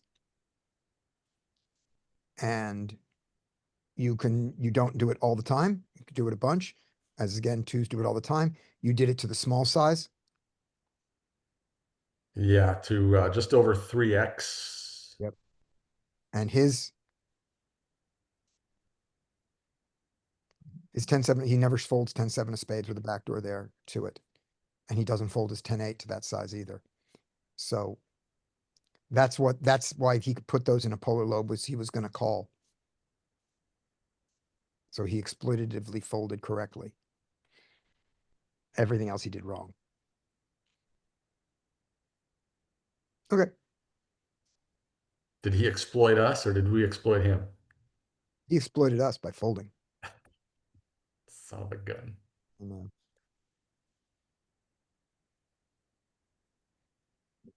Okay, back to you. Our bluffs would have got pulled too, though, so that'd been nice. Okay, ISOing two limpers. Scotty, I know you go 5-5 here, I go 5 and live. I go 5-5 here on line, and I go 6-7 which is pot. live. You get called by this guy. This might be the same guy, same villain as the Jack 9. It's happened later, so we don't know what he had or whatever.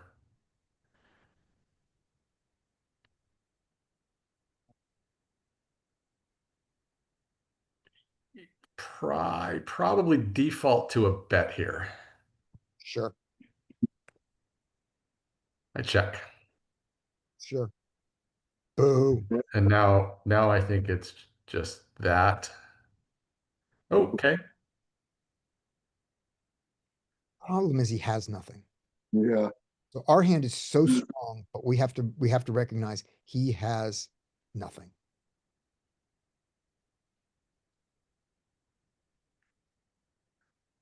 So throw out your sizes. I mean, uh, half pot.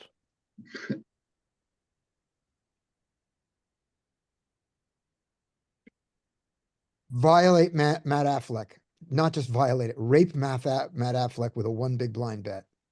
Maybe I shouldn't be saying that on YouTube. I hate that, Scotty. Okay, I'm with you. There's very good reasons to hate it. But you're doing it. I'm absolutely doing it to induce. Yeah. It's clear. I want, just like pot and hat. Hope what? they got something. It's so hard for him to have a 10 at the end. And he, Yeah, well, yeah, he only has one. right. I'm not worried about that. Okay. I mean, he could still. He's not calling anything for that either. It's his So favorite hand. tell me about hating the one big blind bet. And by the way, one big blind in general is actually two, but it's the same insult.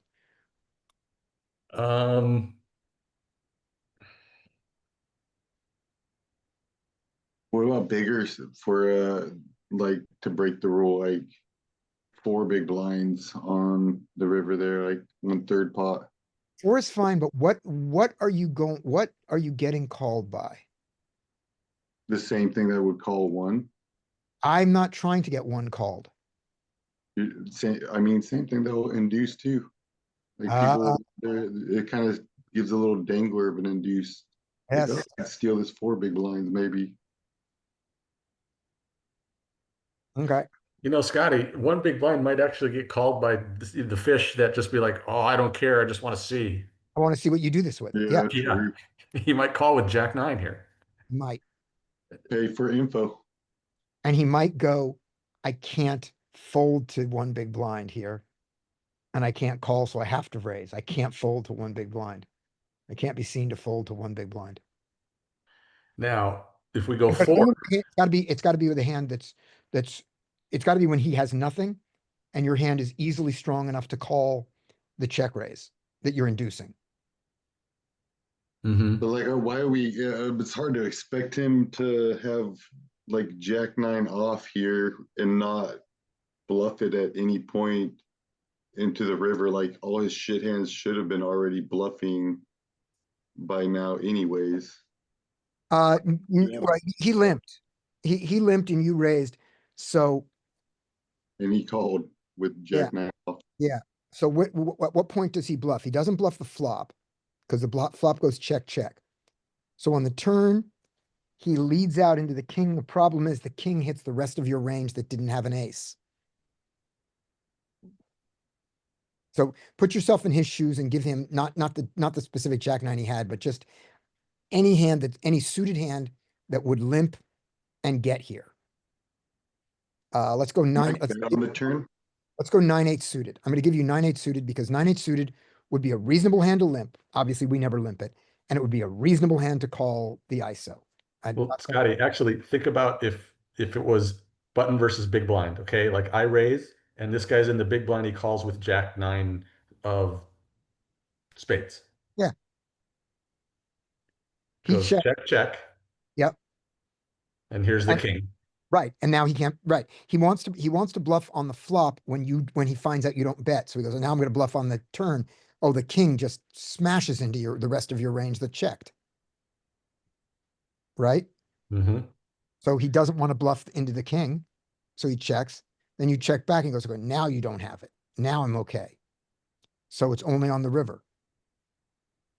Which he didn't do, which is wild too. Right. But that's the thing, Dean. I was just saying, it's hard to see what street he gets to bluff his garbage on The river. until the river. So when he gets I to was the saying like the river. river is when it makes sense to do it. I mean, it wouldn't hurt to, even though a king smashes your range, like all his aces still want to bet against kings on the Yeah. turn too. Yeah, yeah. So you still want some bluffs there too. Yep. And then a bunch on the river. Yeah. So you could have like, I don't know, it's just, If you raised with any two Broadway cards, you now have a calling hand. The worst two Broadway cards are Jack 10. mm-hmm. So Mike can't get here without a pair or a straight with the Broadway portion of his range. He can't get here with any of his wheel aces kinds of hands without a pair. He can't get, and so he can have a pocket pair. Mike Yeah. have pocket nines. And It's nines. Mike can have pocket nines. Mm-hmm. So he doesn't bluff. And then so Mike, talk about your talk about your 9 big blind size. It's probably more just like a standard size for value. Like it's pretty normal. I just figured he's not going to have anything other than maybe a king high. Like he can have a pair of kings here. I doubt that he had an ace. And if he has pocket pairs lower than a 10, he's probably not going to call anything anyway. You're just targeting the king highs that didn't bet the turn. Yeah. That makes sense. He can have king highs that didn't bet the turn. Okay. Sounds good. I don't know. And so we went, I heard pot, I heard half pot, I heard 1 big blind, I heard 4 big blinds. Have we determined like what we think is the best? I mean, if we looked in solver, a lot of Yeah. times when we're this far up in our range, we get a myriad of options. We get a number of sizing options. And I think that's true here, depending on, I mean, in game, it depends on, I think, how capped he is. Here, he's incredibly capped. I like your size. I mean, I think that we just, We in can't look, doubt, skew larger, hope for hero. we can't look at this in solver because he has an open limping range. Yeah, true.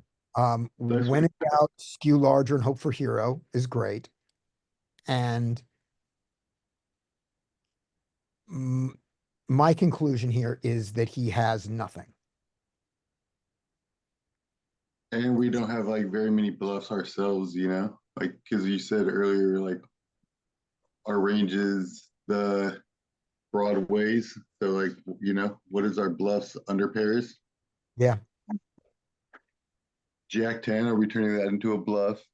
No, why? No, I know, that's what I'm saying. Like we don't, Why bluff nines here? so maybe Could have, just could have 8, 50%, 9 of clubs, 9 of club. 9 of clubs. 5, 6 of clubs. Right, and you don't have to worry about him being on a flush draw because he clubs never out called there. bet. So the normal rule of don't, where you often don't bluff the front door flush goes out the window here. Because you Mhm. don't have to want him to have the front door flush. He never bet. He never called.